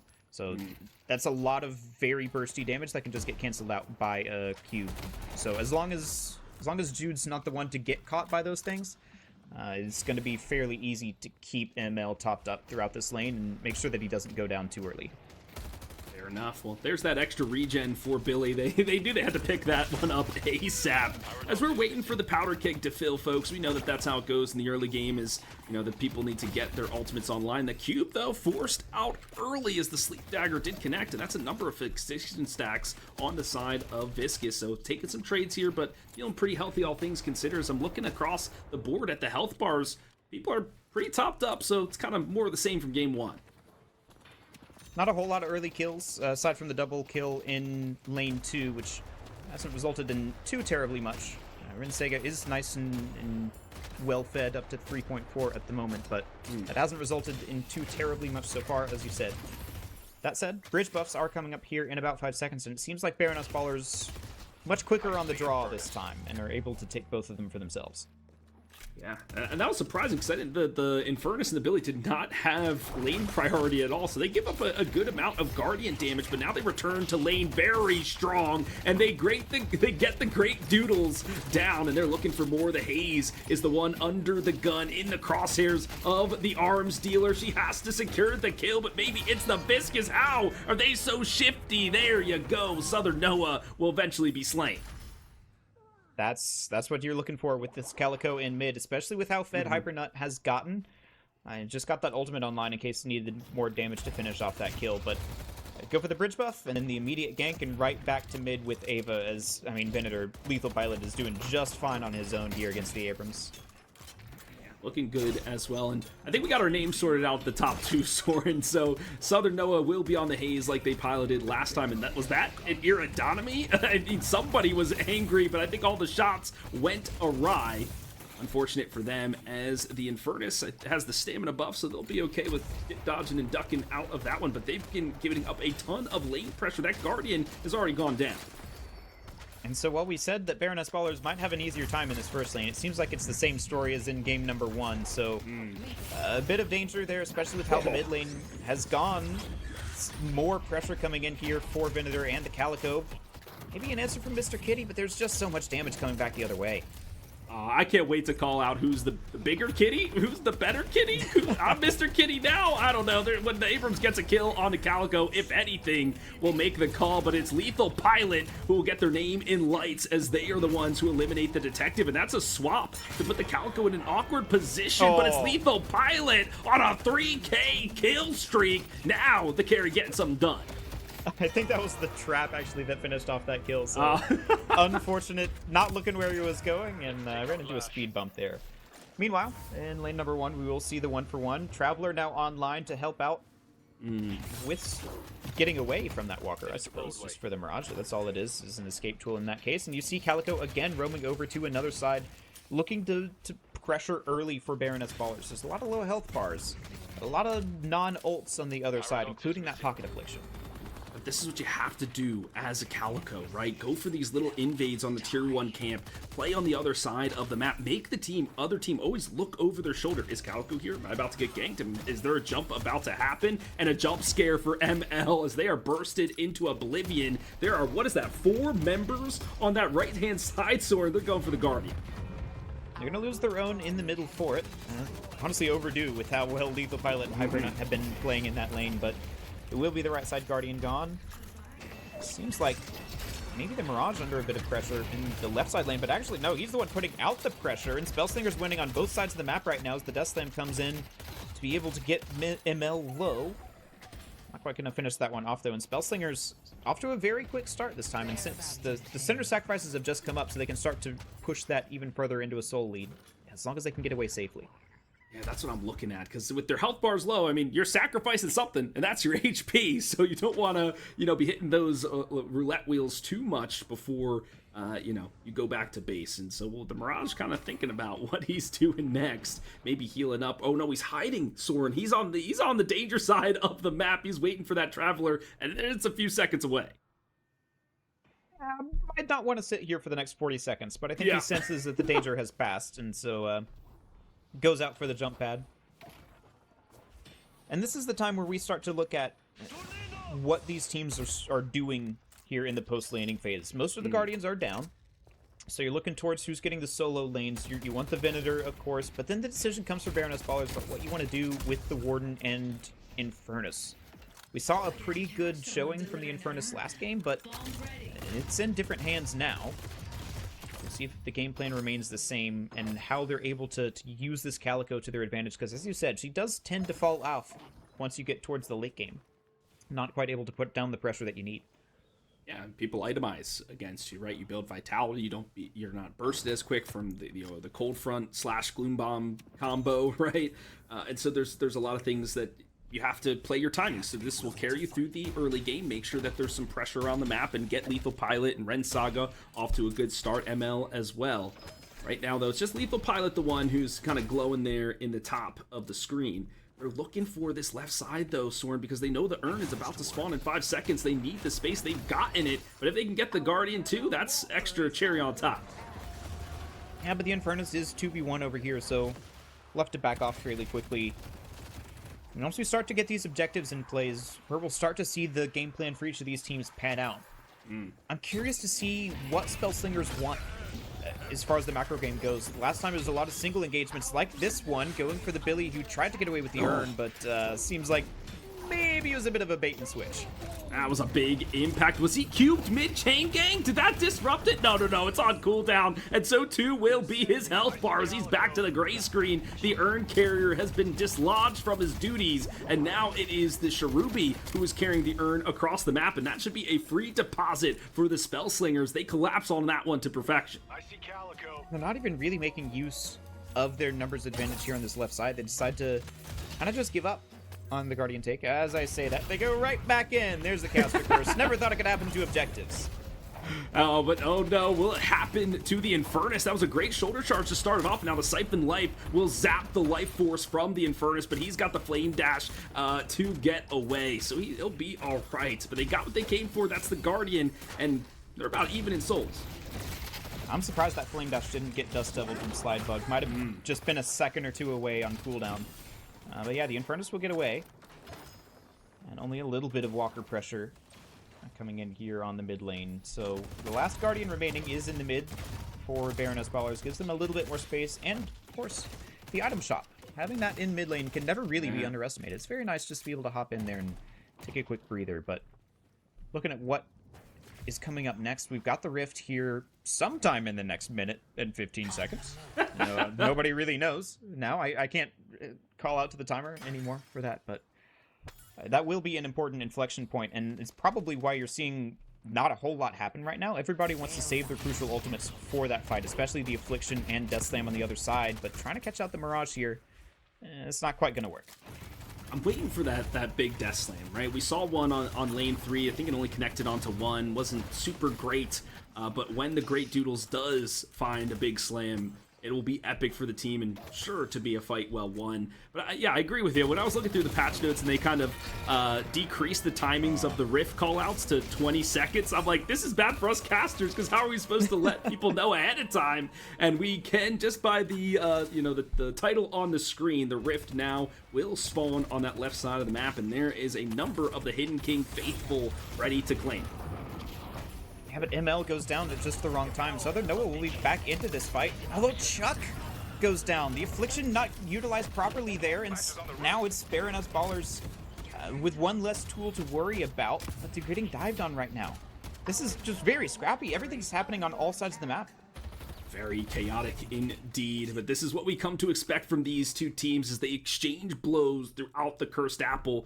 Thank Cashy, our observer, for trying to catch all the action as a bullet dance now is making its way, and the Concussion Combustion just barely misses the mark. That's a great piece of dive ability from the Haze. Now they're back into the fray. The fixation stacks right onto Ren Saga, and they'll take the bartender down. He'll have time to sit and think about that over a nice cold drink. And here is what I was looking for from the Warden. The final stand, the last stand, is taking a ton of damage, but he just gets put into the dirt. ML can find nothing but L's in these fights. Last stand never really wants to be actually the last stand, but in that case it is for the Warden. And yeah, Baroness Ballers not really able to find, just hitting their abilities, honestly, in that fight. The Concussive Combustion wasn't able to find its target. Southern Noah did a great job playing around all of the CC that was coming his way throughout that fight, and, well, there's another reason why you see Infernus picked up. Flame Dash makes quick work of those Rift Troopers, but Spellslingers do come away with that with a 3,000 soul lead, which, I mean, think back to last game, that's about all they had at this point as well. It worked out for them in the end, so just small margins for these two teams in a lot of these engagements. Zoran, I was looking as Cashy was panning through all the characters to see if there were any slowing hexes, and I saw one on Mr. Kitty, but that's not the team we had. What? Oh, there's another one too on Cherubi, but that's the wrong team. There it is, Judd. He's our utility man. He's got one. There you go. That's something. I think you need at least 4 on this team, though. Like, legitimately, I think you need that many, because Spellslingers, like, even just hitting one person with multiple of them to extend the duration, like, that's perfectly fine value, just to make sure that you get that one kill, and you're able to take out someone like Chuck or Cherubi in these fights. Are they the priority targets, right? Are those the ones that you need to be focusing for, right? Because target prioritization is such a key factor in MOBAs, right? We have to make sure we're utilizing our abilities to get the right people down. I'm imagining those are the two, but then you leave Slidebug or the Great Doodles up for grabs. They can get, free damage off. Well, I feel like Chuck and probably Doodles are the ones most vulnerable to slowing Hex. Obviously, the ideal pick is Slidebug, the person who's going to be dishing out the most damage, and that's also someone that you could use some extra slowing Hexes on to make sure the Dust Devil can't be used, but he's also got other tools to play his way out. Ren Sega, though, might be out of tools to get out of that one. That'll be a quick pick-off. And the Earn Run as well for Spellslingers, just making use of that soul lead a little bit extra. It's a tempo difference we're seeing from the Spellslingers. This is a high-tempo team. You need to be playing aggressively. You need to be rotating across the map consistently, going for objectives off cooldown, going for the buffs off cooldown. And if you're a step behind like the Baroness Ballers are right now, you will lose the game. And yes, they have a good sturdy composition, but that means they're slow moving. They're waddling along the Cursed Apple Sword, and they're lagging behind in some of these moments, and they're lagging behind in Souls now. And the bright spot for them before was that they had 2 members who were able to really throw their weight around in the soul count. Lethal Pilot still doing decently well alongside ML and Hypernut, but it's not quite the same that we saw last game with having the Venator a couple thousand ahead of anyone on Spellslingers. So similarly to last game, Spellslingers are about the same across the board. There's that slowing Hex, not quite going to make full use of it this time, but Spellslingers not having someone that far ahead means that it's almost more important for Baroness Ballers to have someone who they can really rely on for damage in these team fights. Lethal Pilot has done fairly well not dying so far, but he's just got to get the soul count. And a lot of that will come from small engagements and small single or duo kills.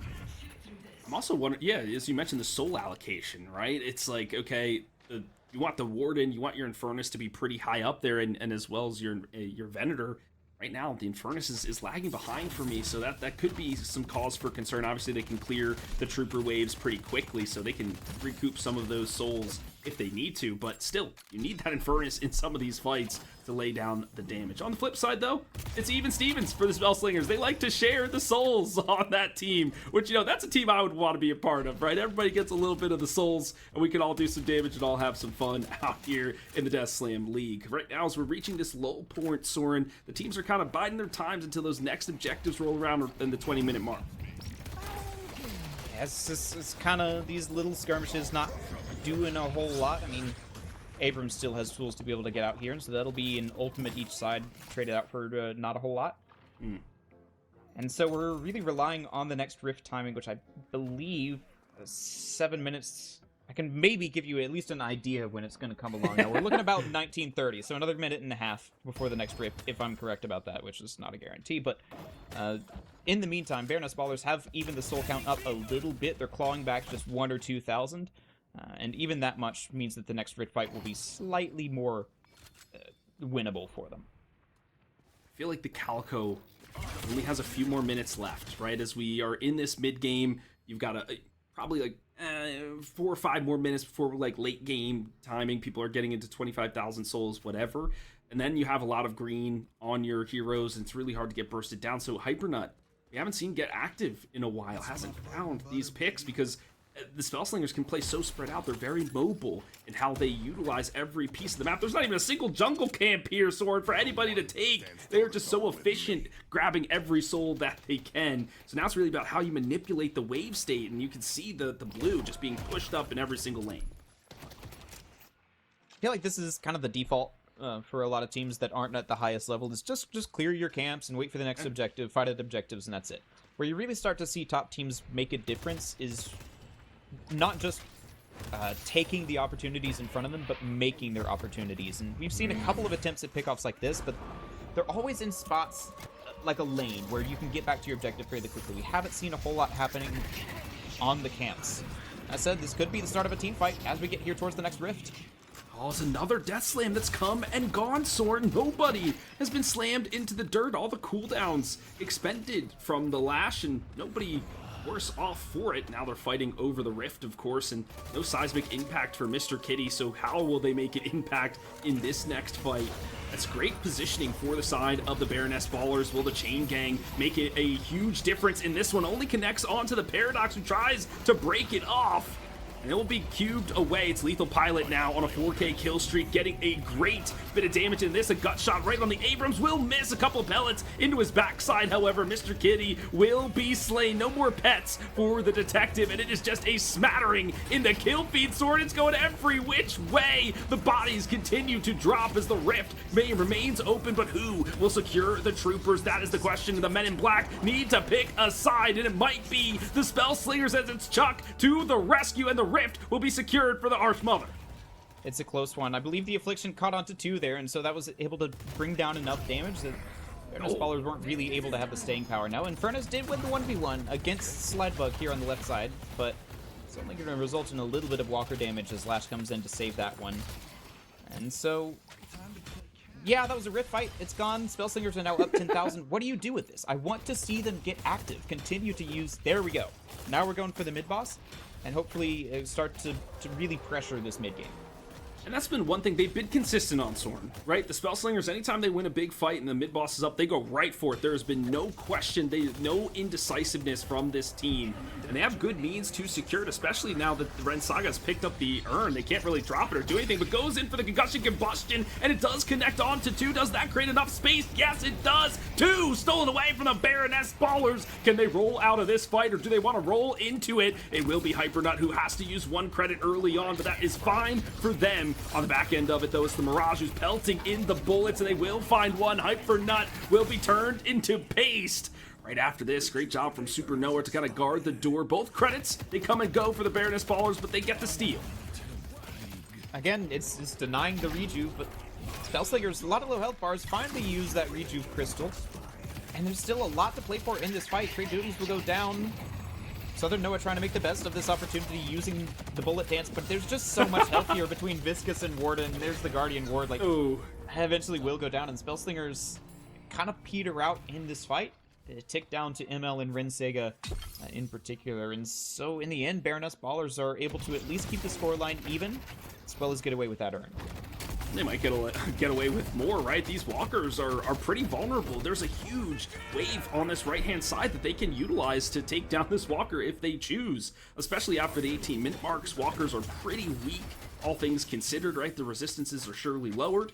But this is where I want to see the Baroness Ballers play with some aggression, because last time in game 1 they did the same thing, Soren. They won a good fight, and then they went back to farming.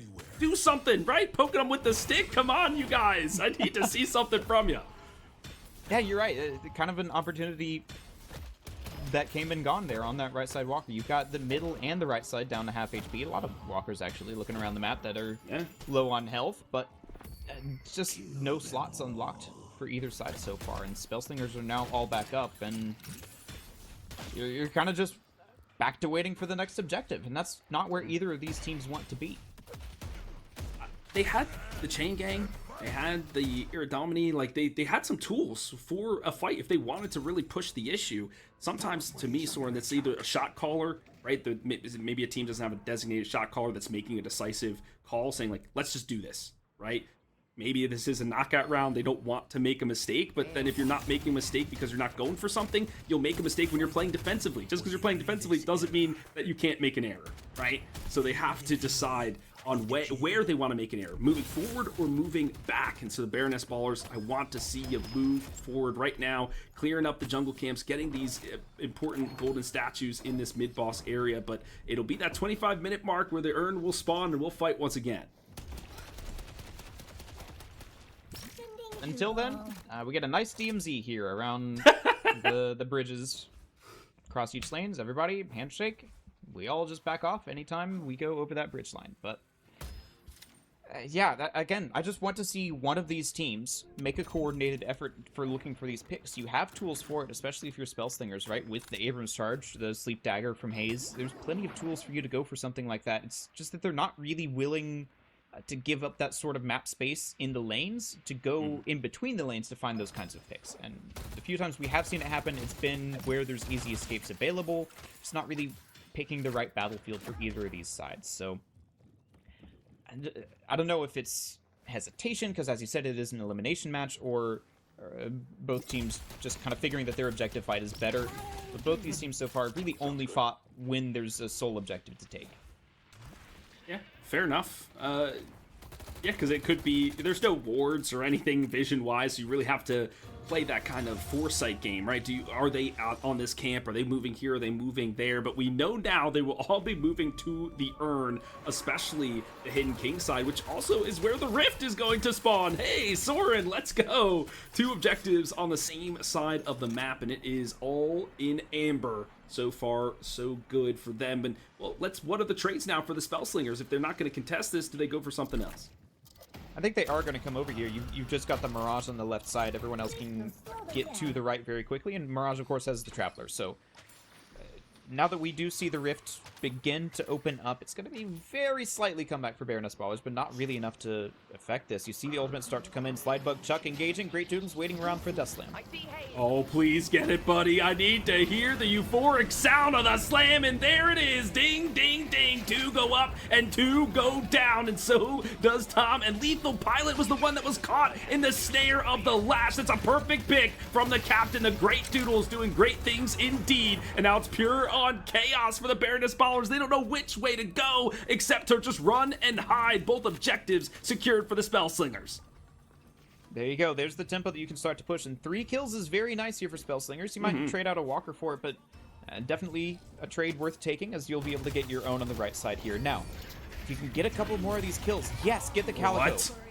I didn't see the Slowing Hex come in, but there is a Cursed Relic, so I suppose that's even better for the Spellslingers. So there's the itemization coming in for these teams. It's always important in these matches about finding your matchups.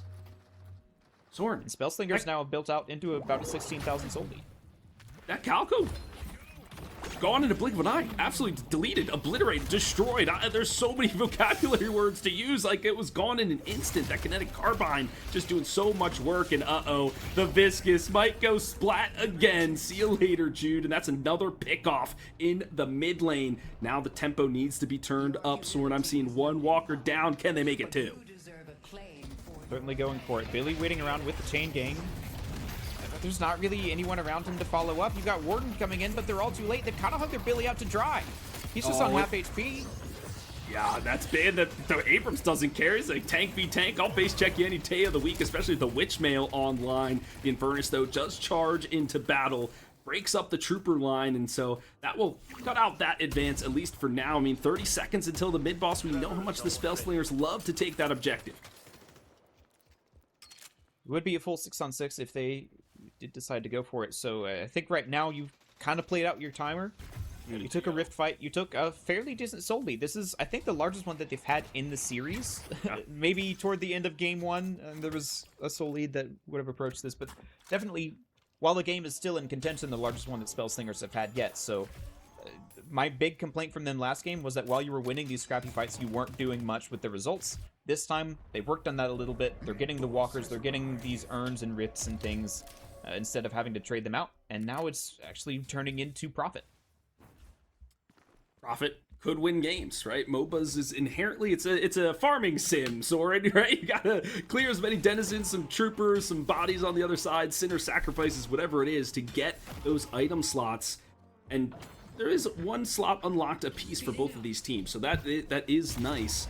I'm wondering, though, this cursed relic, though, on Cherubi, I mean, is that what you want on your most farmed character? I don't know.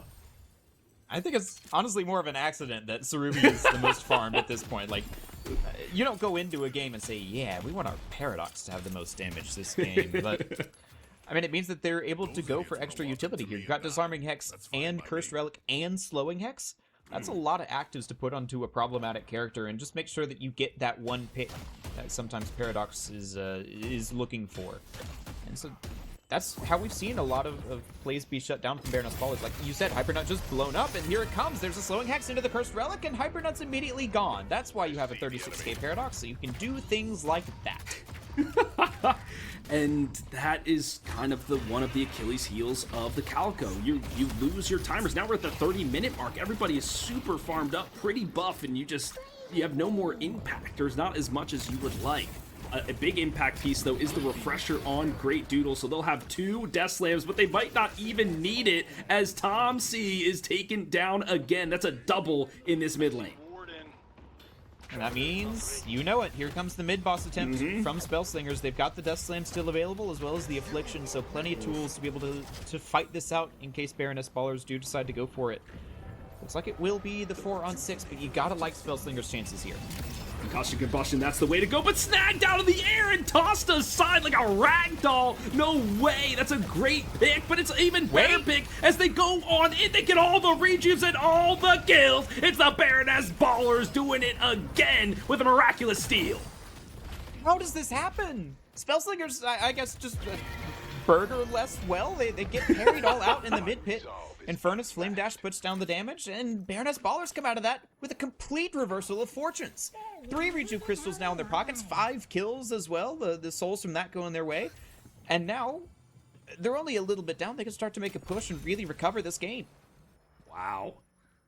Soren, if there is a turning point of the series, let's say this game goes to 3 and they win it, it will be that moment right there that puts the momentum on their side. They take that mid-walker with ease. I knew the Warden, that was their objective taker, right? He's so good at bursting through some of those things, and now they get earned control too. They can really snowball this momentum. This is fantastic for them, but now the Spellslingers, how do they rebut? Do they need to get a miraculous team fight win on their side? They'll certainly need a team fight win, whether it's miraculous or not. But Pocket did a good job there of cutting the wave. It just might have been a little bit too late. The resistance is already taken down for that walker, and so now Baroness Ballers will start to take the lead, even if it's only by a slight bit. But Spellslingers, I think, honestly just needed a little bit more staying power in a lot of these fights. You're looking towards Mr. Kitty as like the only one with a real health bar on this squad, but you need time for things like the Jensmark and the Affliction to really make their impact in a fight. Whereas that mid-boss contest was just all too fast. They didn't have time for those sorts of damages to come in, and Baroness Ballers were able to get away with low health bars, where if there was a little bit more time, Spellslingers could have gotten the finish. Soren, what I want to know is how did that Infernus get back in the pit? Because he was literally death slammed like 50 feet away, and then just it doesn't have a warp stone. So like, how did he get back in there? That was the flame dash. He must be zooming around the map. That was absolutely wild. So the urn comes and goes. Now it's time for the rift, and there's still about 2 minutes on these rejuve crystals. So the Baroness Ballers, with all of the map control and Soren, they have gobbled up all the pieces of the opposing team's farm, and now they can just free farm on their side of the map. They're extending, well, I was about to say extending their soul lead, but it seems to be tied at this moment. And that means that there's no comeback resists for Spellslingers to come into this. So Yeah. Kind of a blessing in disguise, I suppose, where now you get to take the raw 6v6 if Spellslingers even wanted to come in, which, I think wise decision not to, even with all of your ultimates up. And so now you can start to build out that soul lead for the Baroness Ballers. Go back to your side of the jungle. You've got Lethal Pilot almost on 40,000, ML over 40,000 for this squad. Whereas on the other side, again, the soul allocation of having your Paradox be the highest farmed player starts to come back to bite you. You really would love to have their net worth swapped with Slidebug. Which actually brings a good point. How did Slidebug get to only 31? I mean, 3 deaths, that's not that many, all things considered. And 31,000, though, this is... You're behind, you need 1,000 a minute at the very least, and they're not cutting the cheese, as they say. And this is with an early Ricochet as well. I noticed earlier that the Ricochet was picked up before things like the Toxic Bullets, and maybe even before weighted shots was upgraded for Slidebug. So that's kind of an item you usually go for if you want to start really heavily farming. So it's curious as to how he's gotten so far down compared to last game. I think last game he did have a bit more split pushing going on, whereas this time he's been answered really nicely by Rinsega a lot of the time, and ML at other times. So it could just be that little alteration of, hey, let's actually answer this Mirage on the side lane and win out those little skirmishes. Haven't gotten the free farm so much in this one, and now this is scary, right? The Baroness Ballers, we were looking for them to really scale into the game last time, and they just didn't have the soul allocations on the right people, but this time they most surely do. So yeah, the Calico may not be much of a factor, but now this Warden, this Ren Saga on the Infernus, this Venator, they cannot be denied. You have to play around them and try to take them out of the fight first if you can. That's going to be tough with the Viscous to back them up, and that's part of why Viscous is so strong in the meta at the moment. See, if you've got one person getting died, well, no they're not, actually. So the Cube, going to be very important for denying a lot of that from the Spellslingers. Again, concerned about the Calico coming in here from Hypernut. You really needed them to play more aggressive in the early game, but they weren't able to convert off of that lane win really into that snowball. And so at this point, I almost want to see them go for like more of a utility build. You see the Scourge already popped in. Get a Slowing Hex. Been saying it since draft. Pick up a Slowing Hex, maybe a Cursed Relic. Even if that hurts a bit of your nuking potential, I don't feel like that's the main thing you're playing for if you're Hypernut at this point in the game. Yeah. How do I take the other members out of the fight, right? You have to sacrifice yourself to let your other team members fly. Well, we'll see if that's maybe something they go back and talk about or VOD review or whatever it may be. Right now, we're spectating the urn being rushed across the map, and holy moly, this Paradox is zooming. There are a couple of members here, Soren, waiting to contest, mainly this Venator with a buckshot in tow. We'll see if they can convert this urn, but this might be the disaster for Spellslingers if they get caught out.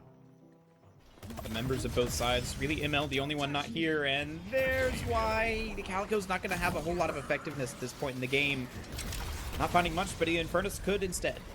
They're turning heads, the Calico, and that allows the Infernus to get into the back line with the concussion. Combustion stuns up a couple, but the 1v1 goes the way of the Haze. Those fixation stacks doing so much. The Great Doodle's not able to unleash the Death Slam before they are felled, but it's Chuck to the rescue. A huge affliction puts him on a 5-player kill streak, and now the last stand will be called into action, and this is the finishing touch. This is why you draft the Warden. Just so much damage being pumped out by this Alchemist. Everyone must run and hide. Mr. Kitty's health bar was shredded into little bitty pieces. It's 2 down for either side. Yeah, it's still a 4-on-4, and so neither side is quite willing to give this up just yet. It seems like Baroness Ballers are actually in retreat as Hypernut is chased down. And yeah, that's now an advantage to Spellslingers with mid-boss up. I mean, hey, might as well go for it. You've still got the Mirage online to be able to Dust Devil some of that away.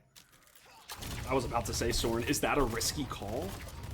They don't have any of their ultimates, but then neither do the Baroness Ballers. It's gonna be another tight one in the pit. Can the Baroness Ballers go for another steal as the Rejuve Crystal descends once more upon the cursed apple? Will the burger box be shut and closed? This time, the Infernus will be plucked from the skies, and all the Rejuves will go the way of the Spellslingers. They will breathe a sigh of relief, but not just yet, as they are being beaten, battered, and bruised by a Billy, who is taking the bat right to the face. And it is Chuck, though, who says, I've got some spirit damage for you, as he is shifty across this battlefield, and the Billy will be shot right in the face. The Glocket doing the work. I'll be ready. All right. I've kind of gone pendulum on this Paradox being the highest souls. It was good because you had a lot of utility, then okay, you'd rather have it on the Mirage. Well, there you see the full utility of Paradox come into play. You wanted to have the Infernus come in there with the Flame Dash, lay down the damage, but was immediately denied by the Curse, just taken out of that form, and then everybody vortexed away so that there was no parrying able to happen for Baroness Ballers. So Spellslingers, I mean, that's just Surubi, honestly, soloing that mid-boss crystal.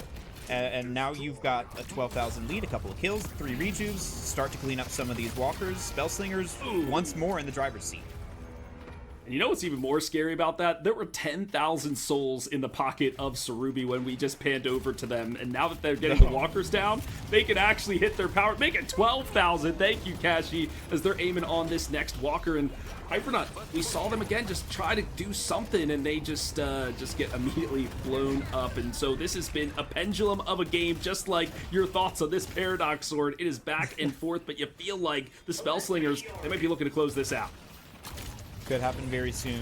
Trophy Collector might solve some of our questions about how this Paradox is so farmed. A couple of early stacks there might be at least some of the answer that we were looking for as to how this Paradox is at 44,000, 55,000 now.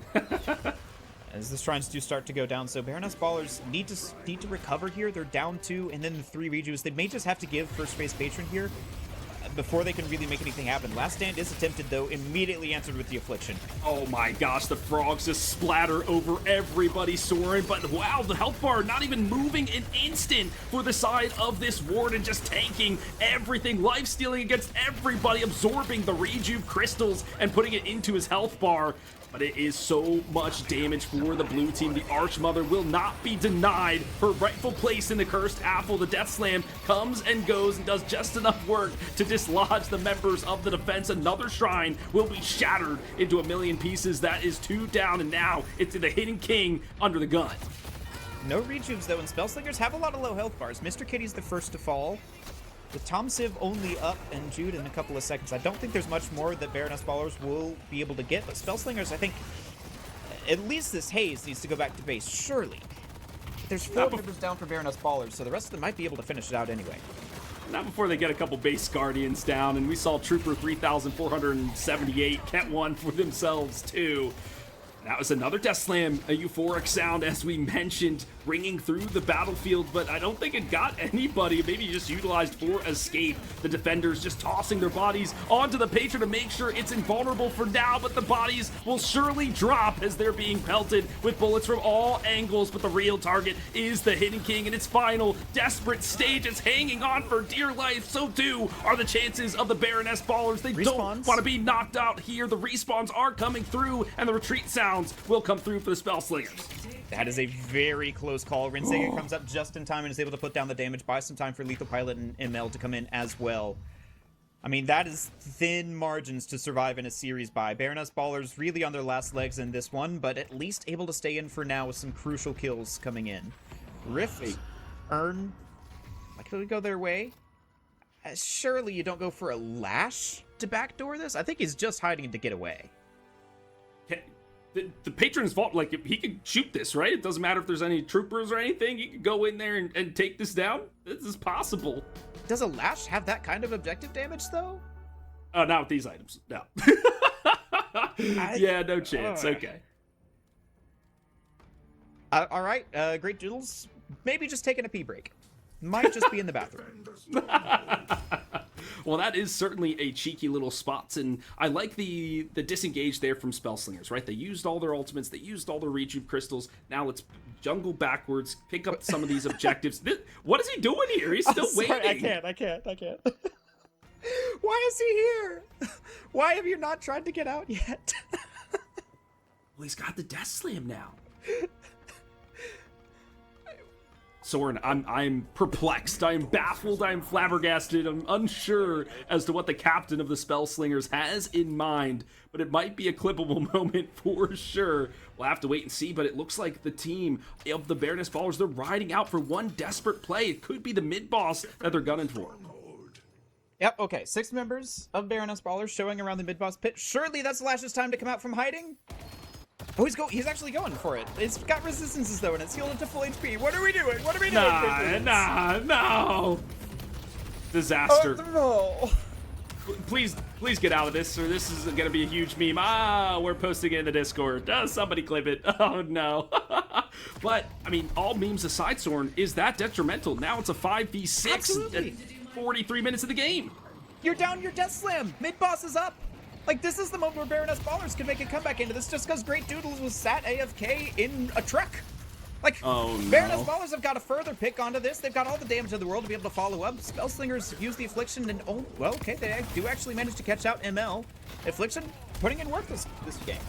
No way they turned this around. It's off the back of Slidebug, who's now at 48,000 souls. That is 17,000 last time we checked. And in this tiny tunnel is not where you want to fight the chain gang, but maybe it's a little too late to get this party started. The Scourge, though, is tickling everybody on the battlefield, putting them in on ice. It's the goo ball who's rolling through, trying to stun a couple people, allows the Billy to escape, but the damage just too insurmountable for the side of the Spellslingers.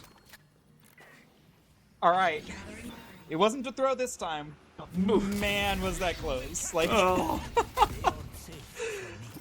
all right.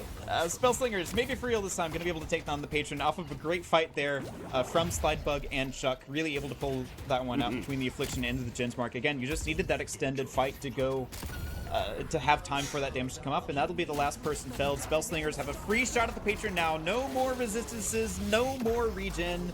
Spellslingers going to be able to close it out 2-0. You know, I hope Great Doodles is in the chat laughing and saying, guys, I distracted him. I made everybody turn around so we can get this crazy fight. Yeah, I made space created, y'all.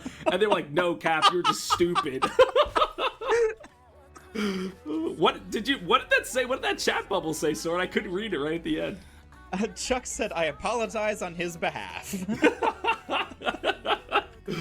Oh, fair enough. Yeah, it's competitive, but it is all fun at the end of the day, right? Death Slam events and Death Slam League, this is what we're here to do, build that community and just foster the game and build everybody up. So we do love it, but Sword, man, what a match we had. It will be the Spellslingers, though, to take it 2-0. Someone get with the Esports Integrity Commission, though. Like, come on. Polymarket account? Someone check it? I don't know. Something's going on there. It was a hilarious end to it, but Spellslingers did play well throughout the series to be able to take it home, capitalizing on every mistake with the mid-boss take. And this person, Chuck, was at the center of a lot of those fight wins. There's a reason you don't let Pocket get through in a lot of these drafts, and the Affliction is a big part of that. Even with the recent nerfs, anytime that a fight was drawn out just a little bit, Chuck was hitting the Afflictions that they needed to take them. So you see him come in here, not quite the 76,000 that we saw last game on the Doorman, but still putting up really big numbers here. Southern Noah as well. Honorable mention on the player damage there with 55,000 as well as the top kills. So really getting involved there on that haze. But the entirety of Spellslingers had a part to play in this win. Like that one particular fight after Baroness Ballers had gotten ahead and Spellslingers were able to come back in on the Rift and really take that, was kind of the comeback to the comeback in this fight for them. But they stayed in the game the entire time. In both games, it felt like they'd missed their timing and then had to come back and take a disadvantageous fight and win it out to come back into the game. So Spellslingers just staying scrappy, staying involved in each of these fights is what eventually got them the victory. I think that's why their composition works, because it is one that wants the fights to be disjointed and wants people to be singled out as they're making moves across the map. And so they capitalized on some of that chaos amidst the cursed apple. So kudos to them. Definitely some things to shore up in terms of those decision-making abilities, but still, all said and done, they continue also a Cinderella run. Both of these teams are defying expectations, Soren, so they will move on to the lower bracket round 4, which I believe will be played this weekend in our huge match of every division, every round being played. It's going to be crazy one, folks, so make sure you click that like button, subscribe to the YouTube and the Twitch, and make sure you catch all of the action. Soren, show off the merch. I know you're wearing your shirt every time you cast. You're looking good there with your Death Slam shirt, so make sure you pick that up too if you feel like it. And join, and the mug. Is it Mountain Dew in that mug this time, or you actually got some tea in there? It's not. It's Arizona watermelon, I believe. Like you got a watermelon from Arizona, or is that an iced tea flavor?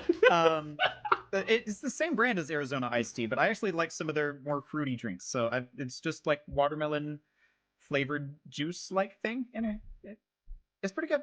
Similar to fruit punch, but more watermelon-y.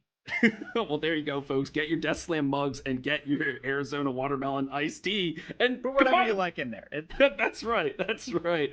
But well, we thank you all so much, and make sure you can also join the Discord if you haven't already. We thank you. So, Soren, it's been an absolute pleasure casting this match with you. From Philly, from Soren, from Cashing the Back, from everybody at Death Slam events. We'll catch you next time.